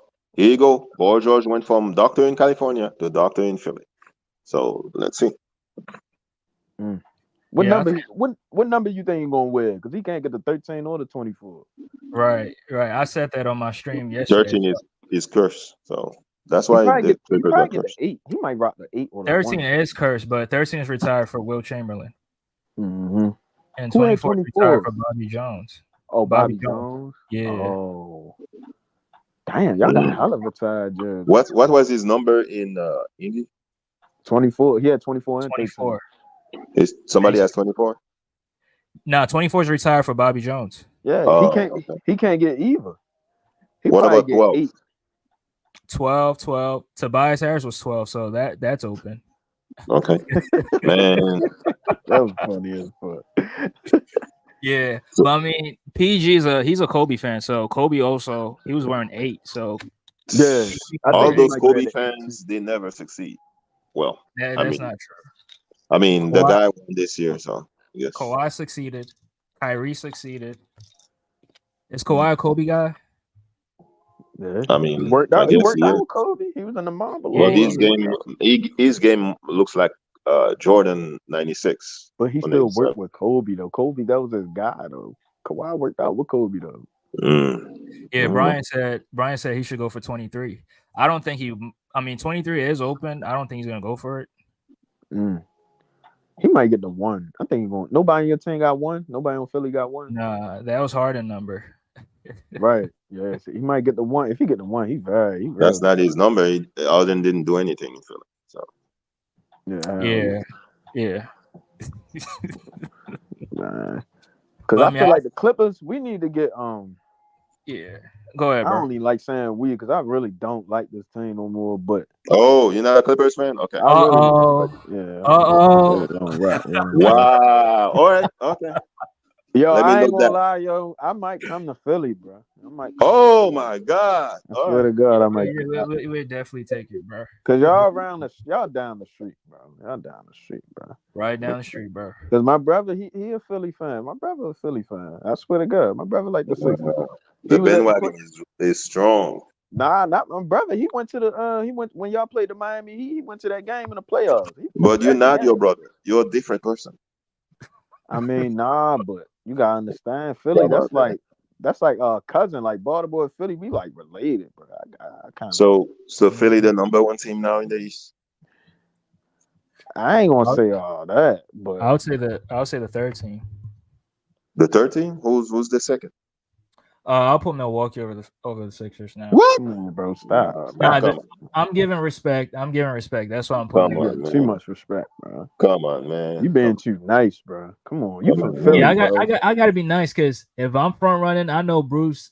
He's gonna try to bookmark this live, and then on my next night, he gonna put the link in the comment section like, "Yo, you was running your mouth on this stream." I know Bruce. I I don't do know that. Bruce. I don't do that. It's not me. I don't do that. But but you said you're right. You taking notes though. I take notes, Yeah. but I don't. You know how them cannot guard Maxi? That is true. I mean, who can guard Paul George on Milwaukee? No one. See, come on, man. And what is it, Milledon?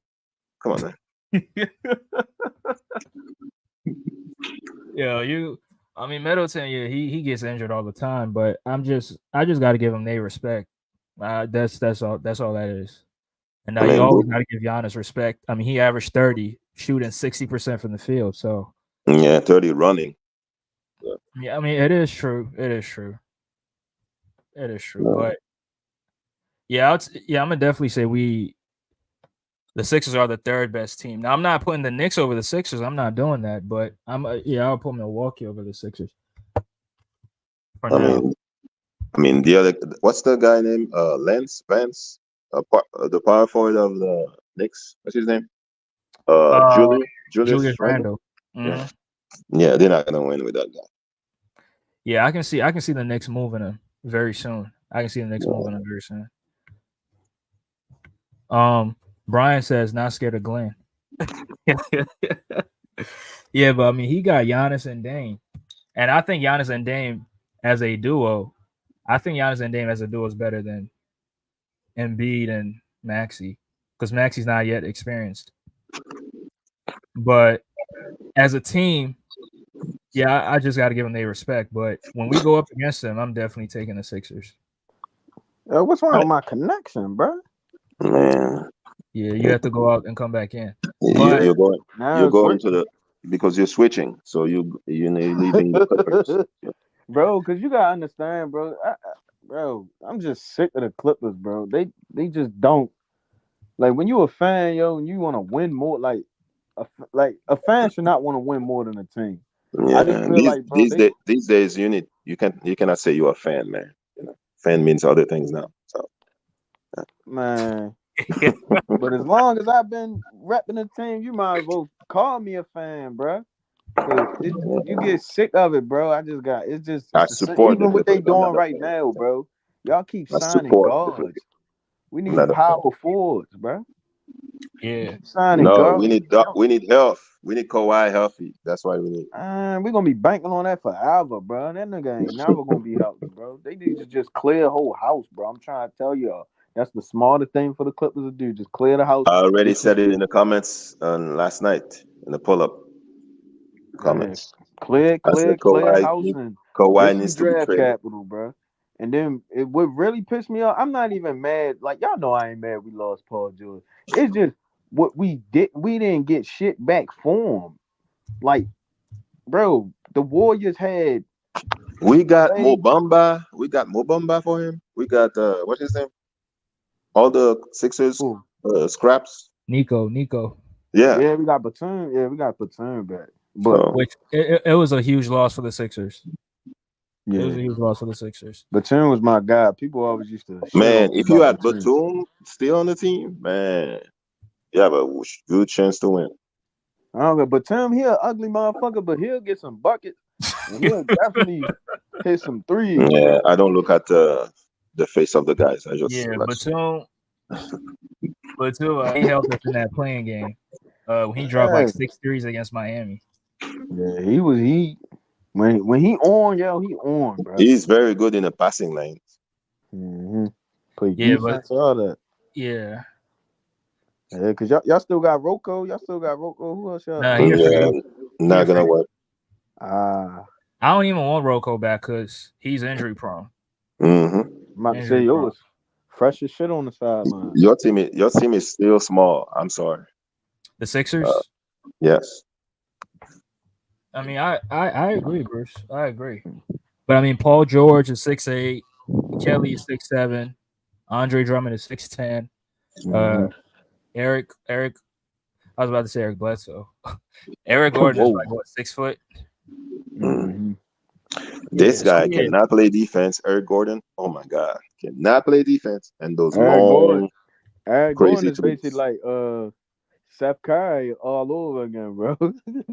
Steph Curry, dollar tree. Steph Curry, That's like Steph Curry. Nah, Gordon, he get buckets though. I ain't gonna lie, bro. buckets every yeah, he 20 does. games. He does get buckets, but I don't like those. I don't like them long range threes, bro. Yeah, Get he be closer to the he line. be chugging them motherfuckers. I ain't gonna Yeah, lie. early in the Eric shot Gordon, clock too. he never used to play like that, bro. I think when he got injured and when he played when he went to Houston, that's when the Houston Rockets see James Harden be ruining these players, bro. That's the James Harden effect. It just turned into a shoe because he was on that team when they missed them 28 threes, man. Right. Right now, it's the Houston Clippers, man. Oh, Houston Clippers. Man, a bunch of bricks. Eric Dunn, bricks. Kendrick. Wait, Nah, Kendrick that's Dunn. it. Nah, Yeah, Chris Dunn. Chris Dunn. I Chris mean, Dunn, bricks, Yeah. yeah, Derrick Jones Jr. Shout out to Derrick Jones Jr. bricks. I don't know what the Clippers really do, bro. Like, this is insane, bro. Like, this is insane, bro. Like, bro, we literally had Kaminga. We could have had Kaminga, Clay, and Moody and some picks.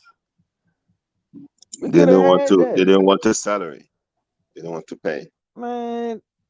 Bro, but you just let that man walk. Like, you would have got something. That package is better than what we got right now. That package really fits our needs more than what we just grabbed yesterday. Like they Clippers want to keep trying to make this a rehabilitation center, keep giving people second chances in life.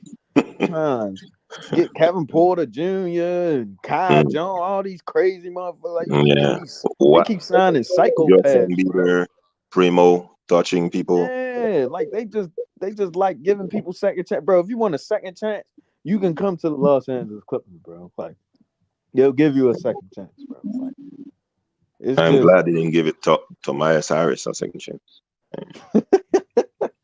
man, they'll sign R. Kelly if they really wanted to, bro. Like Nah, that's what the Clippers is, bro. Like, come on, bro. It's just insane, bro. But I ain't gonna lie, I'm low key kind of hurt Paul George gone. I don't know why I'm kind of like hurt a little bit though. Like it kind of hurt a little bit. Like I ain't gonna lie. Like seeing him sign out, I was like, damn, over the gone. Like Yeah, y'all didn't think he was gonna. he was gonna sign a deal with another team. I think that's what hell no. Lawrence Frank also thought. That's why he was Bro. kind of playing low ball, hard ball with him. But Dre, I thought some sneaky shit was gonna come in. I thought he was gonna go to the Nuggets, bro. I ain't gonna lie. I thought he was gonna go to Denver. The Nuggets is our worst, by the way. So Yeah, Denver's worse. I don't know. They lost KCP. They ain't making no moves.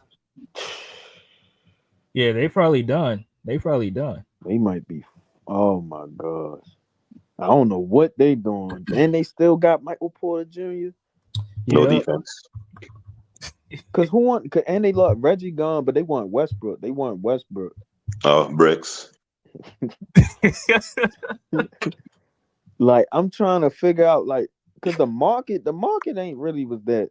Like the free agency really weren't that. Like It's dry, man. It's dry. Just like the draft. Yeah, that's why. Like, I mean, like for y'all, the Sixers, it was like who else could y'all really? Who else was on the market? Like Paul George, the biggest name on the market. Like exactly, you had to go for that. You feel what I'm saying? Mm-hmm. I don't knock y'all for that. Y'all trying to win. It's no. Y'all had to make a contending team for next year, bro. Like, come on, y'all still got Embiid out there getting 50 and 60. Man, that man need help, bro. Like, he need help, bro. No, he need health. That's what he need. Both. You feel what I'm saying? He definitely need that, bro. So y'all just gotta do it right, man. Build y'all team the right way. Win some games. Try to win like 60 games this year. Y'all in the East, man. Y'all can take that shit over. I mean, You're gonna win 60 games. I said go and try. So you think you're gonna win 60 games, Andre? Nah, but I can see us winning 50 plus. I mean, we always win 50 plus. I mean, last year Paul George played a lot of games, but usually miss a lot of games.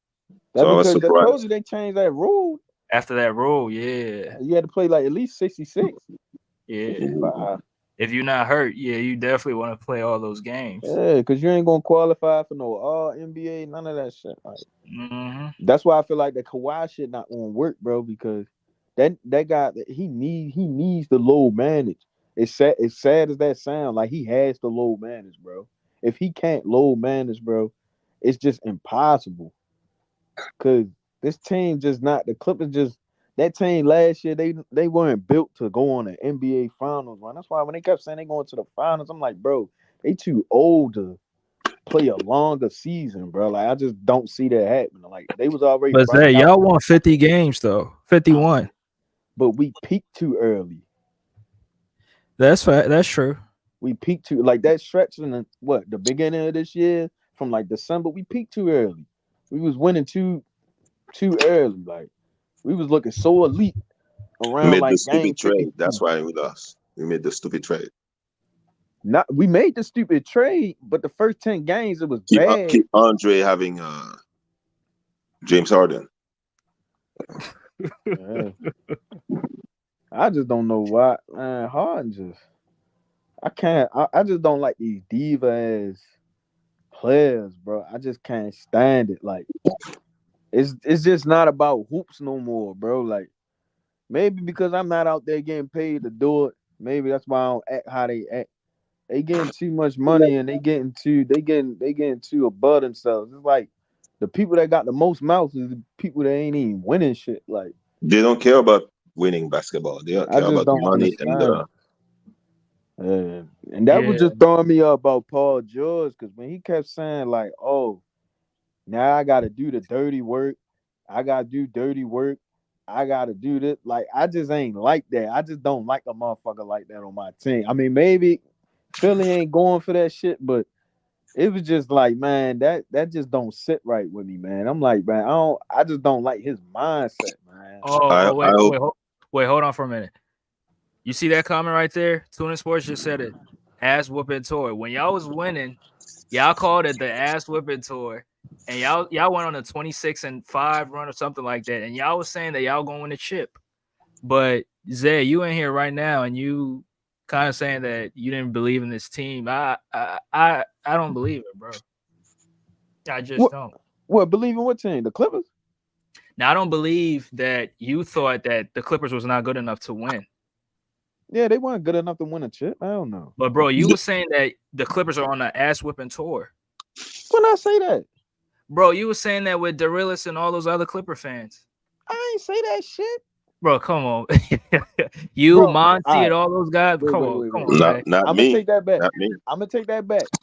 I probably didn't say I don't remember saying it because, but at the same time, even when I was saying that, I was still trying to tell people like, bro, just it's still regular season. When the trade was made, I said, man, that was a stupid trade.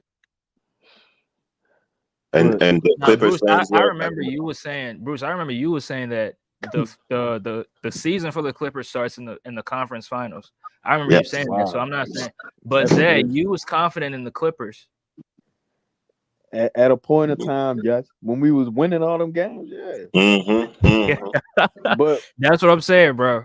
And y'all called it the ass whipping tour. Yeah, but you can't lie. Around that time, it was an ass whooping tour. It was, yeah, and that's why we thought the Clippers could win a chip. that was a fake ass whooping tour. It was. Now there's fake ass whippings and real ass whippings. No, man. Yeah, it was, bro. That shit was just real. Like that shit was just. It was a mirage. That was just some Clippers shit. Like that's just some Clippers shit. That's the only all season I said that I was warning about the Clippers, but Clippers fans in the comments like, shut up, Bruce. I can have somebody who's supporting the Clippers saying, But this season really taught me a lot, like because I never tapped into like the Clippers fan base at all until like the season had just passed. Usually I just watch the games by myself and I don't really go to somebody's channel. This was the first year I really started watching the games and then hearing fans take Clippers fans, bro. Like the fan base will really make you not like the team, and I think that's why that's why I start feeling. Some are not even Clippers fans; they're just Kawhi fans, like Thomas. Yeah, we're not gonna be hurt. So it was just what. Yeah, we're not gonna be hurt all season. This season, that shit insane. And I just hate how people's giving Ty Lue that flack, bro. It's just not fair to Ty Lue, bro. Because ever since he been on the Clippers, bro, that man never got a full healthy roster for the playoffs. He never has. So Ty Lue, so you make an excuse for Ty Lue? Ty Lue wasn't the issue. Oh, really? All right. No, he was part of the issue, part of it, but not the main issue, but he was part of it. I mean, not playing Terrence Mann, great. No, I'm not thinking like Thomas. Really? I mean, not playing Terrence Mann. I understand that. You're right. You're right. I ain't saying you're wrong about that, but keeping Marcus Morris and now two and a half Marcus Morris. So, but you can't coach. You can't coach these motherfuckers to stay healthy. Like that's just something you can't coach. You can't. Playing small ball when it's not necessary. Yeah, Ty Lue is a small ball merchant. Him, Eric Spoelstra, Steve Kerr, these guys they like small ball too much. I don't know why. But yeah, Ty Lue was definitely part of the issue, but not the main issue, but he was a part of it. And now that I think about it, I think, yeah, Bruce, I agree with you with saying that not playing Terrence Mann, because there's no reason Terrence Mann shouldn't be playing 30 minutes at least. Team man gotta get playing time. I agree.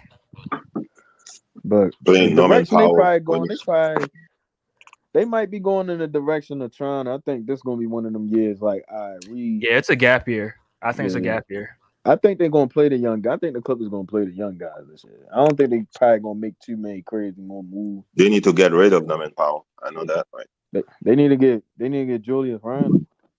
No, what?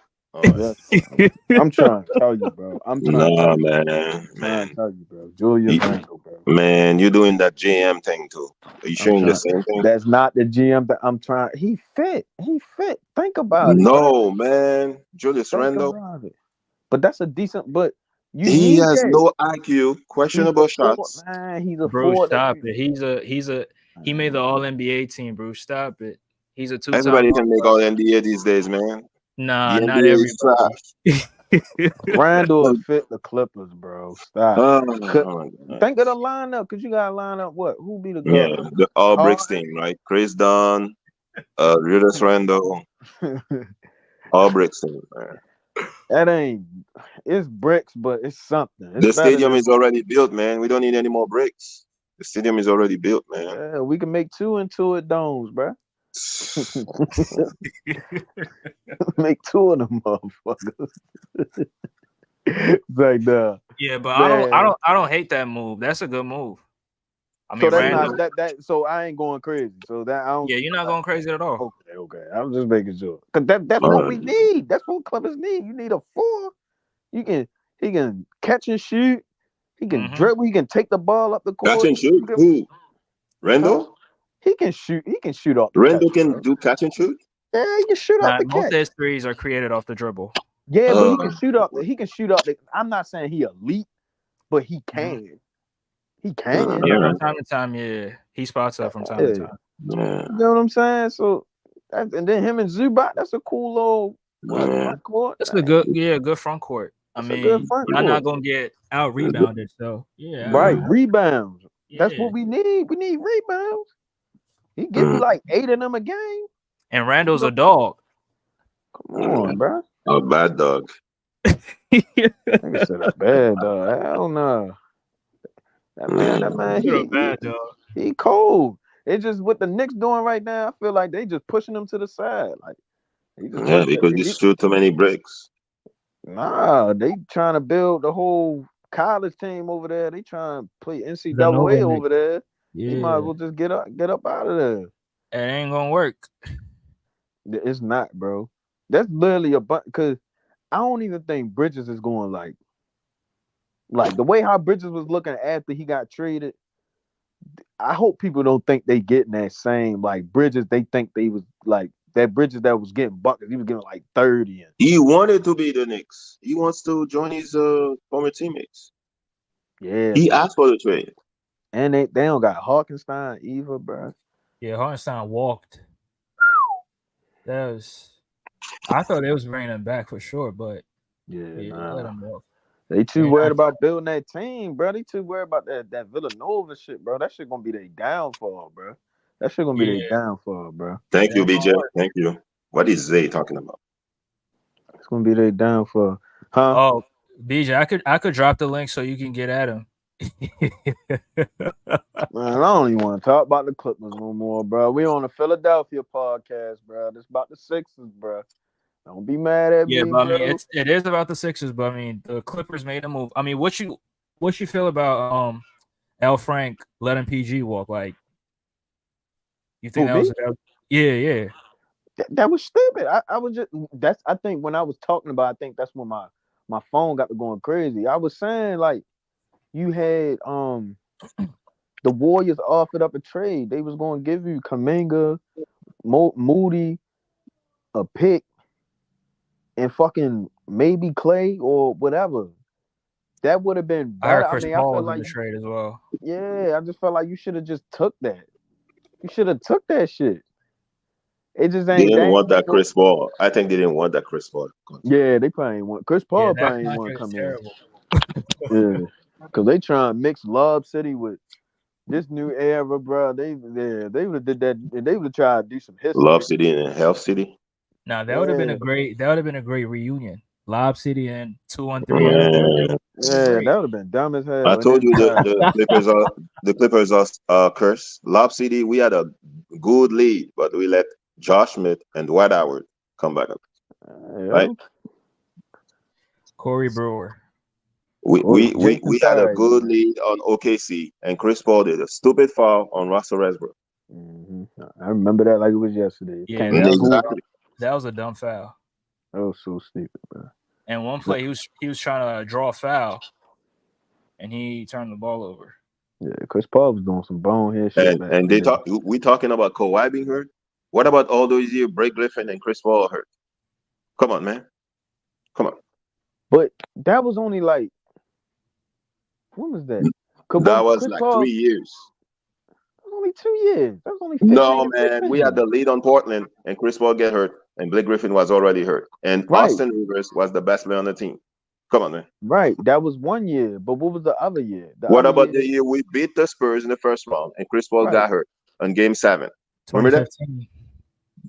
2015. That's another year. He got hurt in 20. Oh, Chris Paul ain't get hurt. That Houston series? He had a hamstring injury. Exactly. Yeah. No, There's y'all like think 3 about years. y'all think about that. Y'all think about James Harden and Chris Paul, bro. No. Chris He Paul hurt got his hurt on the hamstring? Clippers a bunch of times. Come on, It was man. only And he twice, got hurt in Houston. But he only got hurt like twice with the Clippers because you gotta think when he came in. What that first year he came in, that was the first year he came in. That's when we got swept by the Spurs, and then we beat the Grizzlies that first series. Then the year after that, we lost to the Grizzlies again. Then the third year, Rivers when Randolph was punking Blake Griffin. yeah, I ain't gonna lie, he was that was a baby. That was a baby Blake Griffin. Man, come on, man. That was a baby. Bruce, I ain't lying. That was a baby Blake Griffin. Third year Blake Griffin. Man, that was the third year. Yeah. He would, but he was frying it. It don't matter. It don't matter how old that nigga was. He was still getting his ass tortured out there, bro. Like that shit was insane. But I want to reply to one of the sports comments. Right, he said, "Nah, I think the Knicks is good. They built to match Boston two-way players. That's not true because Jalen Brunson is not a two-way player. Mitchell Robinson is not a two-way player. So that comment right there is not true, bro. People bad learn from the Timberwolves, bro. Keep trying to build teams to beat one team. That's but stupid. No, they got Gogurt. Gogurt couldn't play. That's why they lost. Nah, Bruce, we're not doing that. We're not doing that. And Gogurt and Anthony Edwards with if he was busy on basketball instead of scoring off the court. So they could have beat the Mavericks. He said, I'm sending our full mid-level and see if the Pistons match it for Fontecchio. I don't really know, but I think he was playing for the Jazz last year, but I haven't really seen his game. But and Fontecchio, Bows, nobody's gonna help the Clippers right now. Paul George wouldn't even help the Clippers right now, bro. This dude Draymond out here slandering the Clippers on his podcast about Paul George. He need to worry about Klay Thompson, bro. He messed up the Warriors for 2 years. He's one of the reasons why Klay left. This nigga had to seek help. This nigga over here, he should have been gone from the Warriors for like 3 years ago when he punched a teammate.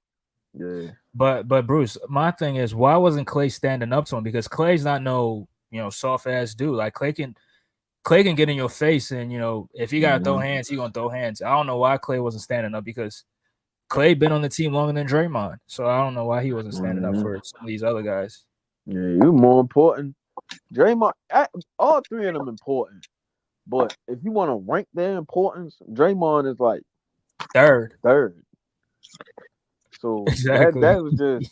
I feel ego got the better of Klay. They offered him last year more money, and he wanted to bet on himself, and he lost.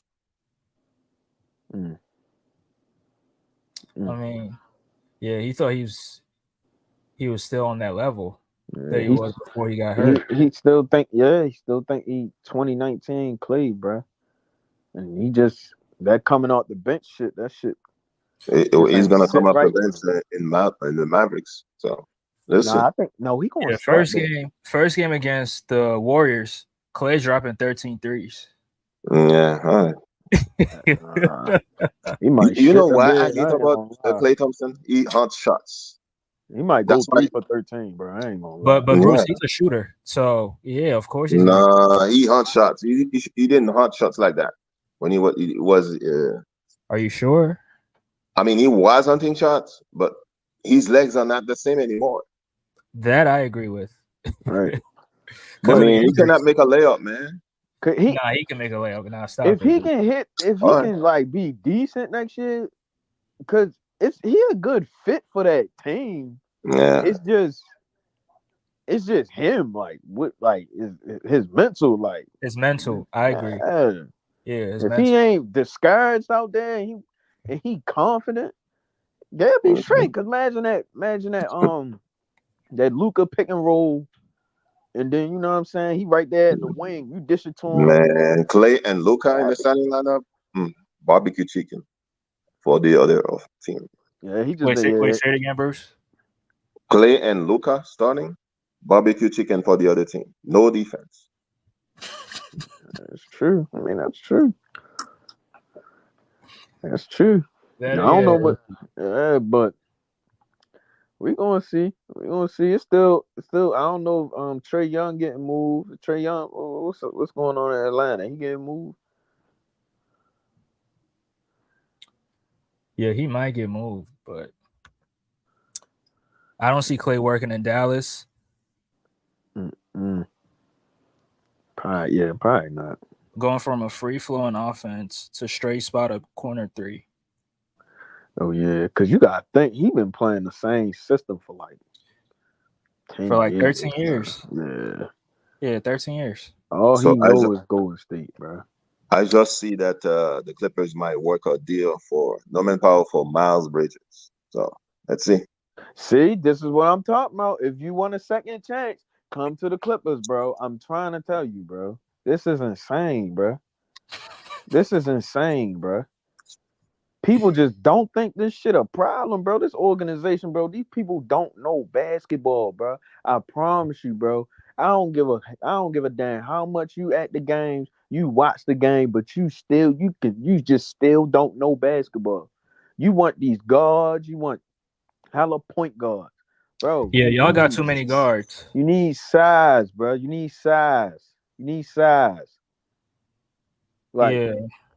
it's fuck the Clippers, bro. Fuck the Clippers. He said Mikal Bridges and OG are elite, and Josh Hart plays tough defense. Don't sleep on the Knicks. No, I'm not sleeping on the Knicks, but I'm saying that they're not going to beat the Boston Celtics. I don't see it. The Knicks are very small. They're small. Yeah, I mean, I don't know if Atlanta's Brunson, Hart, DiVincenzo. I mean, it's a bunch of 6'4", 6'3" guys. What is that? I mean, Hart gets a lot of rebounds, so that makes up for his. I don't know how easy getting those rebounds. It's easy. He comes. Pause. That was crazy. That was wild. That was crazy. But when the shot goes up, he usually starts at the wing, and then when the shot goes up, he comes running through. Then he gets on the glass. So if you're trying to box him out, you're gonna definitely miss him because he's not in the play when the shot goes up. Okay, so now they're saying Norman Powell or Terrence Mann for Miles Bridges. You can't give up Terrence Mann, bro. You give up Terrence Mann, this team crazy as hell. You give up Terrence Mann, this team is done for good. I promise you, bro. Team done for good, bro. Women gonna support the Clippers, man. Man, you gotta understand bro. What somebody was saying the other day, every championship team got somebody like Terrence Mann on their team, bro. Yeah, a dirty work guy. You need that man, bro. Yeah, you need that man, bro.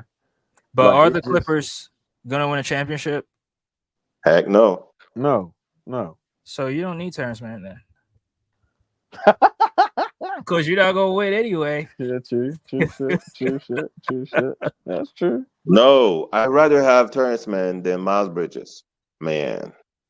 One abuser on the team, man. One abuser is enough. Come on. Yo, chill, bro. Bruce, that was cool. Come on, Bruce, bro.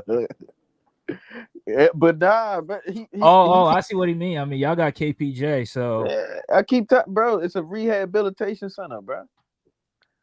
Like, you want to get your life back together, bro. You want a second chance at life, bro. Join the LA Clippers, bro. But Brian says T-Man can get y'all some picks. True. To make up for the PG trade, the first PG trade. Because that's what you need. Yeah. Because the Clippers can't do nothing. They can't even make any move that they think they can make. Because you don't even got the capital trade. You ain't got the draft capital to do it. Right. So Paul George, the Sixers got pick swaps from the Clippers. Paul George did us so dirty, bro. He did us dirty. How? I mean, y'all should have paid him, bro. He did. Yo, Y'all should have paid him. And I mean, he deserved it, in my opinion. I know you saying he didn't, but bro, making the All-Star team ain't no. It's not easy to make an All-Star team, bro. Come on, yo. I'm not a Paul George man, but bro. Nah, I'm not. It's the Clippers' It's not fault. even. It's not that I'm even a fan, but bro, it's not easy to make an All-Star team and average 20 points in the NBA. Even though I know a lot of Dre, you wasn't saying this 2 months ago, bro. Bro, I was saying the same shit, bro. Fine, bro. You weren't saying this when I was cooking this, man. You was agreeing with me. Now that Everybody makes their All-Star team now. Watch Brownie make it. So that's crazy. That's crazy. That's crazy. You'll see. Bro, He's gonna be the man, first father and son All-Stars. That boy gets first father and son All-Star duo, huh? Y'all giving that man Bronny too much hate, bro. Y'all giving him too much hate, bro. Brian's a Sixer fan. He said I wanted the Clippers to re-sign PG. I didn't want that nigga. Who said that? Brian. But Brian, you didn't want Tobias either, though. And I think PG is definitely an upgrade from Tobias. You gotta look at the market, bro. Who else was on the market? Yeah, look at the right, exactly. The market, bro. I can't blame y'all for trying to make a move to try to win, bro. I can't fault you. Gotta pay, bro. You gotta pay, bro. If you wanna, you gotta pay. You gotta pay, bro. I mean, Boston paid 5 of their guys. They got 5 max contract players on the team. Bro, where are they getting this money from? Bro, I was asking the same question. Cause I'm thinking like all this CBA niggas saying CBA this, CBA that. They out here giving out $500 million. Like 700. Tatum getting Tatum. They just paid the hell out that man, bro. Got that bag. Damn. Y'all gotta get past that second round, bro. Y'all gotta stop playing, bro. One series at a time, bro. Yeah, bro. I mean, I don't understand why Tatum get all that money, but But how y'all feel about the Miami Heat, bro? No comment. They wear wigs and high heels, bro. I just feel like this. Wow. They ego. I mean, Big Tone said it. I ain't say that. Big Tone said it himself. He said they wear wigs and high heels. So yeah, they ego be their downfall, bro. Like that organization don't believe in they just believe what they got they can win with that, and you can't win with that, bro. Right. Even you seen the Celtics. Once they seen man, all right, in order to win, we might gotta add more. And you seen they won once they added more. Right. The Heat need to do that, bro. They gonna keep stacking up Eastern Conference Final banners, bro. That's the most they gonna get is Eastern Conference Final banner. They can enjoy that, bro. That's their championship. Yeah, so it's just all that Heat culture shit, bro. I like the Heat, but it's just bro, I'd rather have the Heat culture than the Clippers culture. So I mean, that's what I'm gonna say. That's facts. Because they get there, they at least they get to the final, but it's still, this ain't got nothing to do with the Clippers. It ain't got nothing to do with the Heat. You gotta add more. Bam, I'm not even a big fan of Bam. It's just something about Bam. He alright, but I just don't think. I don't know, bro. You don't want if Bam was on the team with Kawhi, we have a shot. I mean, Bam, he's a good defensive player. He needs to play the 4 more. I feel like he need to play the 4. But I don't like. But like I said, bro, Espo is a small ball merchant. That's why you keep playing him at the 5. That shit is insane, bro. That shit is insane. Cause I ain't gonna lie. Imagine if y'all had Bam, bro. Oh, we went in the chip. You get what I'm saying? We were in the chip. Come on. But, I mean, Miami just extended Bam Adebayo, so big shout out to him. I'm trying to take Caleb Martin away from Miami, bro. If we had Caleb, I heard Caleb declined his. He's a free agent. Mm-hmm. Oh shit, they might be assed out, bro. They might, cause I thought they was going to get Cause you know the Miami Heat, they the type team they would have signed Oubre. I thought they were gonna get Kelly Oubre. Cause they would have signed Kelly Oubre and been like, yeah, we going win the chip. Like like, but y'all signed them back. So I was like, so Yeah. I ain't know they was that was losing one of the Caleb that Martin. was one of the biggest priorities this offseason. Mm-hmm. But Yeah. damn, you did search about that Caleb Martin shit? Yeah. He's a free agent. So you want him on the Clippers? We need that. We need that, bro. Who? Caleb Martin. Man, no, thank you. But I don't know. Him and Derrick Jones Jr. on the same floor. That's disgusting, bro. That's disgusting. I think he's better than Derrick Jones. Not on defensively. a like shooting aspect, bro. Bro, he's a way better player than him.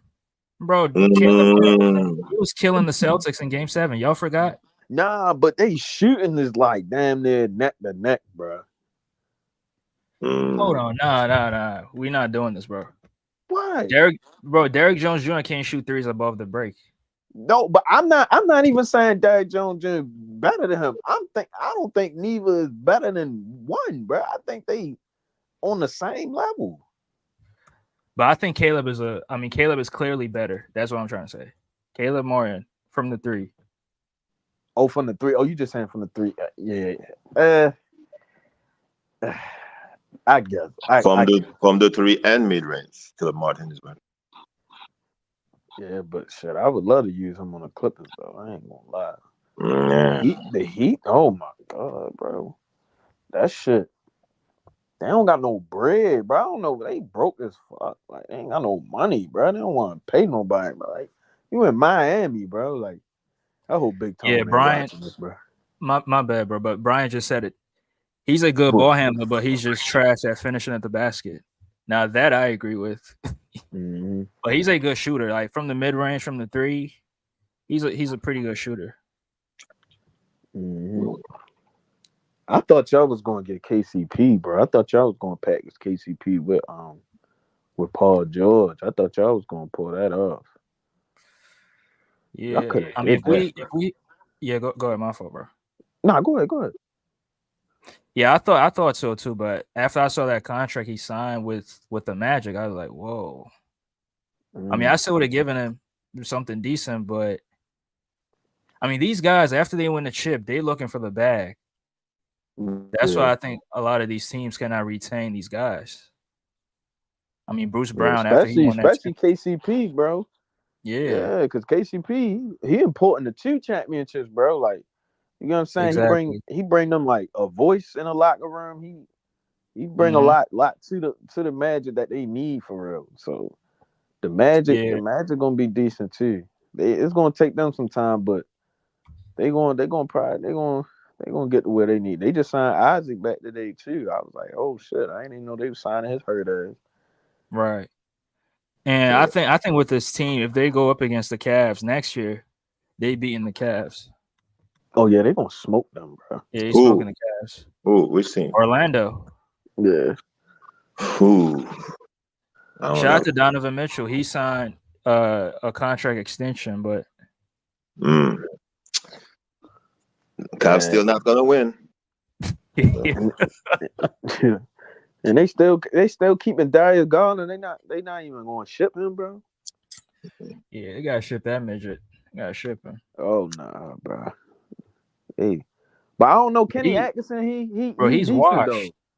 Atkinson? Nah, Darius Garland is washed. Yeah. At 24, he's washed, bro. But Kenny Atkinson, you know, he familiar with LeVert. Yeah, he trash. He might. You say he trash? He trash. I mean, he not trash, but he on the same level as JB. Go ahead, Bruce. Kenny Atkinson is what? Is on the same level as JB Bickerstaff. I don't know. I mean, he might bring Golden State offense. You saw what happened with Mike Brown. He brought Golden State offense to Sacramento, and what happened? But Cleveland don't have that skill set because you have Jared Allen and Evan Mobley, two guys. You can have Darius Garland and Donovan Mitchell. Could be like Clay and Nah, Steph. stop. All right, bro. All right, bro. All right. All right, bro. Come All right. on, Bruce. You better than that, Bruce. You better than Okay. that, bro. I That's mean, wild. I'm just.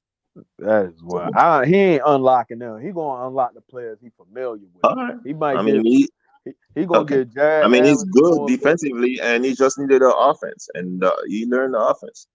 What is it? What's his name? They said the next Tim Duncan. Uh, Who's the Evan next Tim Mobley. Duncan? we Evan Mobley could play the The five. he could play the Draymond role. Like Nah, you saw what Mike Brown unlocked Sabonis. Yeah. So Yeah, that's nah, Tim Duncan comparison. That's nasty work. come on, Not bro. doing that. Yeah, come on, bro. This man didn't say And you got Tuna Sports that's saying that Kenny Atkinson gonna unlock Mobley. like I just said, Yeah. But that Tim Duncan thing, we not doing that. yeah, Team flunking. So. I feel like he gonna man. He Knowing Jermaine him, he gonna start. He gonna start. Cause who they starting three? What a Coro? Ain't that his name? Nah, Isaac Okoro. What Yeah, was the guy from Miami? I Oh, told I Max told Max Strus. I told Tune. Yeah, you'll see. And what Bro, happened? I told him the same thing. He told me, nah, he's a sharpshooter. I said, yo, this Yeah. dude was averaging 5 points in the NBA finals. And he said, nah, this a Yeah. different team. I This a told him cat. about Marcus Morris too, but it Bro, is what it niggas is. only good. Niggas only good on the Heat. Once they leave the Heat, they trash, You bro. done, yeah. The Trying to same tell thing you. with Gabe Like Gabe Vincent. Vincent. Yeah. Yeah, playing with them give you. I don't know. It just give you a little confidence. But then once you go on somewhere else, bro. I mean, playing for Miami help you get a bag. I ain't gonna lie, it help you get a bag. But once you dip, bro, you ain't shit, bro. You ain't shit, bro. So that But Heat culture is a real thing then. yeah, it's a real thing. It's a real thing. Until they get to the finals. Wow. Nope. No Okay. LeBron, no ring. Bro, because they can't win no like bro, they can't No bro, they LeBron team and D not Wade. built to they not built to beat a Yeah, no Western LeBron Conference team. and D Wade, no ring. Yeah. Yeah, they not built to beat no team in the West, bro. They can't beat a team in the West, bro. That's true. Bro, if they was in the West, they probably wouldn't even make the playoffs, bro. Wow. All right.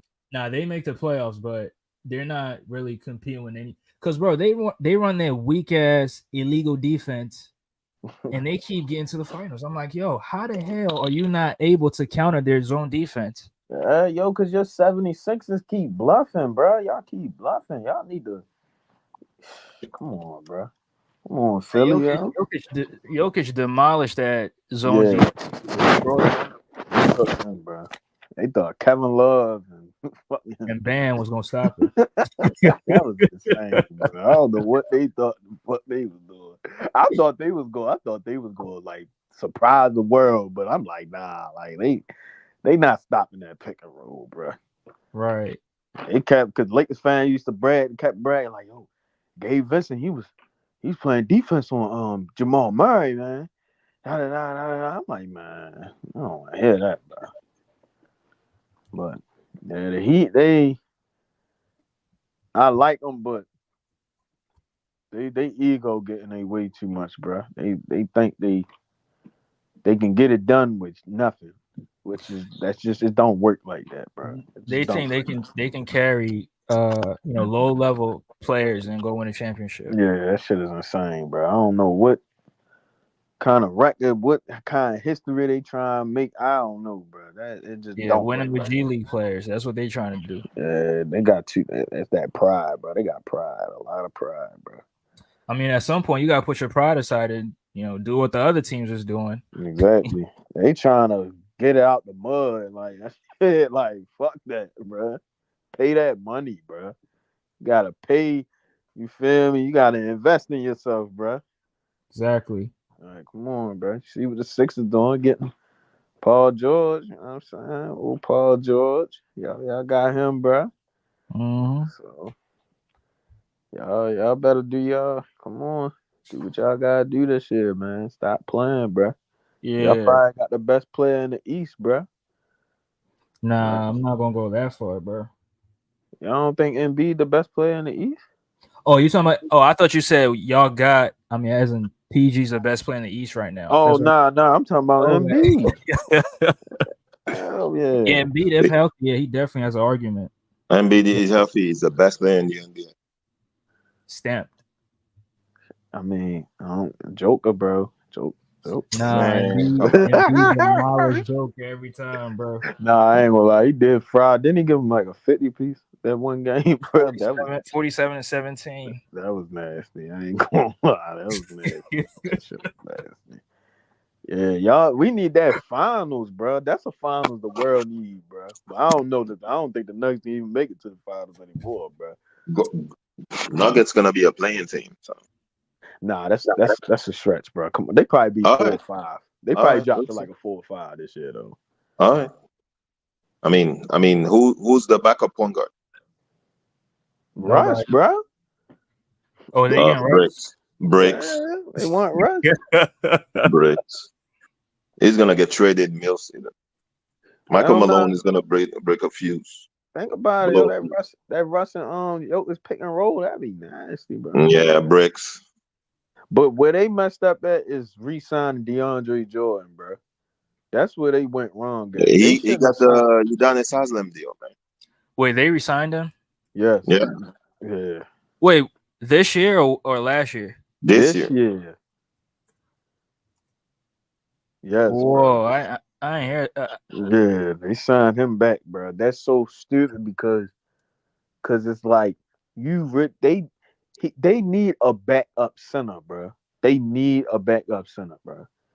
Like, well, now they need that, and they need somebody, and you not replacing what KCP was bringing, bro.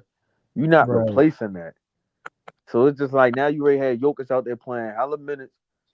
Cause Lord knows, cause Jokic, he always play his games. This might be the year he might. I ain't wishing an injury or nothing, but the more you keep throwing him out there like that, the chance of an injury to happen is likely, bro. You gonna have that man They burnt play out, Jokic bro. too many minutes, man. Too many minutes. Yeah. And Yeah, look how even Denver Nuggets. The beat writers were saying that next season he got to play a few, less minutes. Yeah.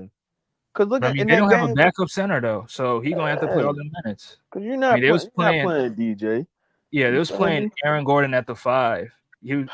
Mike Malone, he's a good coach, but he was rotating Aaron Gordon at the 5, and I'm like, yo, just as much as niggas was talking about Tom Thibodeau playing all his players like that, you need to give Mike Malone that same slander, bro. In a way. Exactly. So it's just like, bro, especially a player like him, he big as hell and built hella weird. Like, you feel what I'm saying? Like, he just not. You can't have him like out. He not athletic, bro. He going to get tired, bro. Like it's just they should have grabbed Andre Drummond. I feel like they should have made that move. They should have grabbed like one of them kind of centers, or That's true. Know. That's true. They should have did that, bro. I was looking at when they were playing the Timberwolves. Man, I was like, Jokic is still playing? Man. Burnt out, bro. That man ain't gonna have no help. They bench look even worse, bro. Like, yeah, they gave him all that money. That's why. But how they ain't got no bread? Like, cause all they money tied to Murray, not KCP. No, they do got cap space. They haven't paid Murray yet. They paid him? Yeah, they paid him. Yeah, they paid him 207. I don't know. They might got something to trick up the sleeve. I don't know. They might grab somebody. Bro. No, the GM said that if KCP is gone, they're not worried. They have Christian Brown to take his spot. Yeah, they wild. Yeah. All right. Bro. They go wild. As a starter, I don't know about that. Yeah, him and Watson. That's all I can think of. Watson. Yeah, him, not Watson, Zeke Najee. Yeah, they're not beating OKC next year. They still got Thomas Bryant. Thomas Bryant on Miami. Oh dang! Got traded. I mean, he signed with Miami last year. That's what. Right. Yeah. Who else on their roster? That's it, bro. They ain't got Jokic, Murray, Porter Jr., Aaron Gordon. Gordon. Yeah. They ain't got nobody. That 2 spot blank. Mm. I Cause mean, you free not agency telling not me, over yet, so we still got time. yeah, you not telling me you rocking with Bruce Brown, bro. Don't even be crazy like that, bro. Don't even be crazy like that. Well, that's their problem. But the Clippers, boy, It's a see, gap year. wait, yeah. But this guy be y'all year to make the 76. My eyes, bro. I'm gonna be tuning into your podcast, bro. I'm gonna be watching every Yeah. episode. So you gonna be Yeah. doing play? You gonna be doing play by plays this year too? I mean, I'm thinking of doing it, but we'll see. We'll see. Yeah, Yeah, you gonna hop on if I do it? yeah, yeah. Maybe you Ah, should do post game instead of play by play. Post Post games. games? Yeah, I'll do post games too. nah, he gotta do the play. Nah, the play by you, cause I That's a really lot of want to. commitment, man. No, but I really want to see him watch Mm. this Paul George shit. Like I want. Like I'm not What? He's saying gonna it'll be go bad, frustrated. but for the good and the But bad. Like you feel what I'm saying? Like Zay, I've been following PG since 2013 oh yeah. Cause you said when he that was shit with the early. Pacers, yeah, because the Yeah, Sixers was trash then. So I was, He's not even the same PG in 2013. yeah, it's not the yeah, he got older, yeah, he got right. older, so injuries, I get it. Shit. I mean, yeah. You got your favorite player, bro. That PG That's didn't fine. talk this much. This PG, man, Bro, that Paul, I'm trying to tell you, yo, it ain't gonna annoy he you now. reveals too much of his weaknesses. Keep your weaknesses to yourself. Yeah, that podcast gonna irritate you, bro. I'm trying to tell you, bro. That shit gonna irritate you, bro. I think that's what made me like really start disliking him. I'm like, yeah, once he Because of our started, podcast. yeah, bro. Once he made that, bro. But you gotta really watch. Well, I don't watch it, but The it's certain. podcast is not bad. I'm gonna be honest, It's, I never watched a single like the whole thing. I ain't never yeah, watched one. the little clip. I'm trying to tell you, bro. Yeah, I It's a see lot of clips, clips of but him not the making whole a thing. I bunch mean, of. the podcast is not bad if you hate the Clippers because he says a lot of stuff. Keep it to yourself, man. Yeah, it's a lot of Yeah, excuses, bro, was making on there too, bro. Like I said earlier, that shit with that dirty work he was complaining about, bro. He was like, man, I gotta do the dirty work, and then he was saying, oh, I was doing all this on the offensive end, and then they want me come back on the defensive end, and they need me get a rebound. He was like, man, I'm tired. I'm like, bro, what? Like, yo, there's no way he's saying this like on They're air. they're Kobe fan on the offensive side only, not Bro, this defensive side. man really said I'm tired because I can't I just did all this on offense. Now you need me to come back down on the other side of the floor. And now I gotta defend. Bro, what? You're a two-way player, bro. That's what you but hey, this ain't my problem no more. Uh, Dre yeah, and Man, me gonna leave we that gonna have here, all the bro. dirty work guys, bro. Yeah, I mean, yeah, you, yeah. you have PG trauma, man. You need better help. Better help, man. You think this trauma, bro? Yeah, you're traumatized by PG. No, I think I just got sick of watching it, man. And, like, I just got sick of it, bro. Like I just got It's fed not up. all his fault, man. I'm not saying it's all his fault, bro. It's just, well, I, I'm I, not I even a don't really. PG fan. Now I get it because y'all don't really hear me blame nobody else. I was hard on PG. I was probably the reason why he left, bro. Wow, all right. Yeah, he probably was listening to the podcast, and Yeah, yeah, I agree. he was definitely watching that pull up, bro. He was Well, watching that pull up. Andre, I'm gonna go, man. Thanks for having me. Yeah, Yeah, appreciate you for stopping by. most Nice definitely, talking to Dre. you guys. Yeah, all right, Bruce. I'll catch up with you, man. All right. Hey, Yeah, Dre, all I'm right, gonna be bro. in Philly. I'm gonna be in Philly in September. When Yeah, I saw it, but yeah, I'm gonna be in Delaware by that time. So oh damn, because I'm going to the Monday night football game when the Eagles play the Falcons. You know, I'm play a the Falcons Falcons. fan. Oh, okay, Yeah, yeah. So okay. I'm going to that game. So because I was trying to ask you what hotel is right by the stadium by Lincoln. I gotta look it up, bro. Yeah, because I ain't even get a chance to look it up yet. Because I already got my tickets. I got some tickets like in the front. I got some decent tickets. They weren't that bad for real. They good I, seats or yeah, trash it? nah, they good seats. They like right Good there seats. by what road that was, bro. I gotta look back. I gotta look back at the ticket on the StubHub because I got Yeah, them like like last month, like when the schedule. I got them once the schedule dropped for real. So I was like, yeah, I'm ready to go up there for real. It's only a 2 hour drive. Ain't nothing crazy. 2 hour. Yeah, Nah, man. ain't But that far. yeah. So Dre, appreciate you having me. So we gonna see what's going on with the 76ers this year, man. I'm trying to tell you, bro. Do the play by plays, man. Try to do some play by plays. See if you like it. I definitely tune in. And Yeah, I'm gonna try. I'm gonna definitely try. yeah, man. Everybody support my man's channel. Get bro to 1,000 subs. I think he's sitting at like 980. I think, man. Run my man's 37. yeah, 937. Get him about 60 more subs, man. You know what I'm saying? Get my man's monetized so bro can get monetized so he can get paid off this. You get what I'm saying? Yes, So, sir. hey, man, everybody have a blessed night. You know what I'm saying? Mm-hmm. Have a good 4th of July. You know what I'm saying? So, good talking to you, Dre. You take it easy, brother. Appreciate it, Zay. Appreciate you. You Shout out already to know. Zay, man. Shout out to Too Tough Entertainment. Yes, sir. Yeah, appreciate you for stopping by. For sure.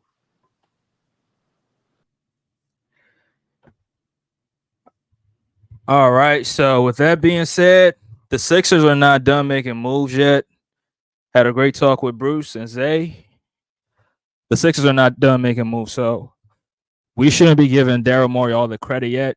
Let's give him credit when the whole team is fully constructed. And even I think they got to make moves much quicker because if you know what the team looks like, then you can start designing your offensive and defensive system. So, Daryl Morey, keep doing your thing. Make the moves, redeem yourself. Because last year it was a shit show, signing 5 centers to the team. But this year you're doing a completely different job, and we all appreciate it. It's going to be up to the players when they step on the floor to go to work, and I'm definitely holding these guys to high standards. So, we'll see. We'll see the next moves the Sixers make. But with that being said, I appreciate each and every person that tuned in. I saw a couple new faces in the live. Shout out to Brian Pumper. Appreciate you for stopping by. Shout out to Philly Sports. I'm definitely checking your channel out. But shout out to Casual as well. He was in the beginning. So shout out to Bruce. Shout out to Zay. I'll catch you guys on the next one, man. Peace. Peace.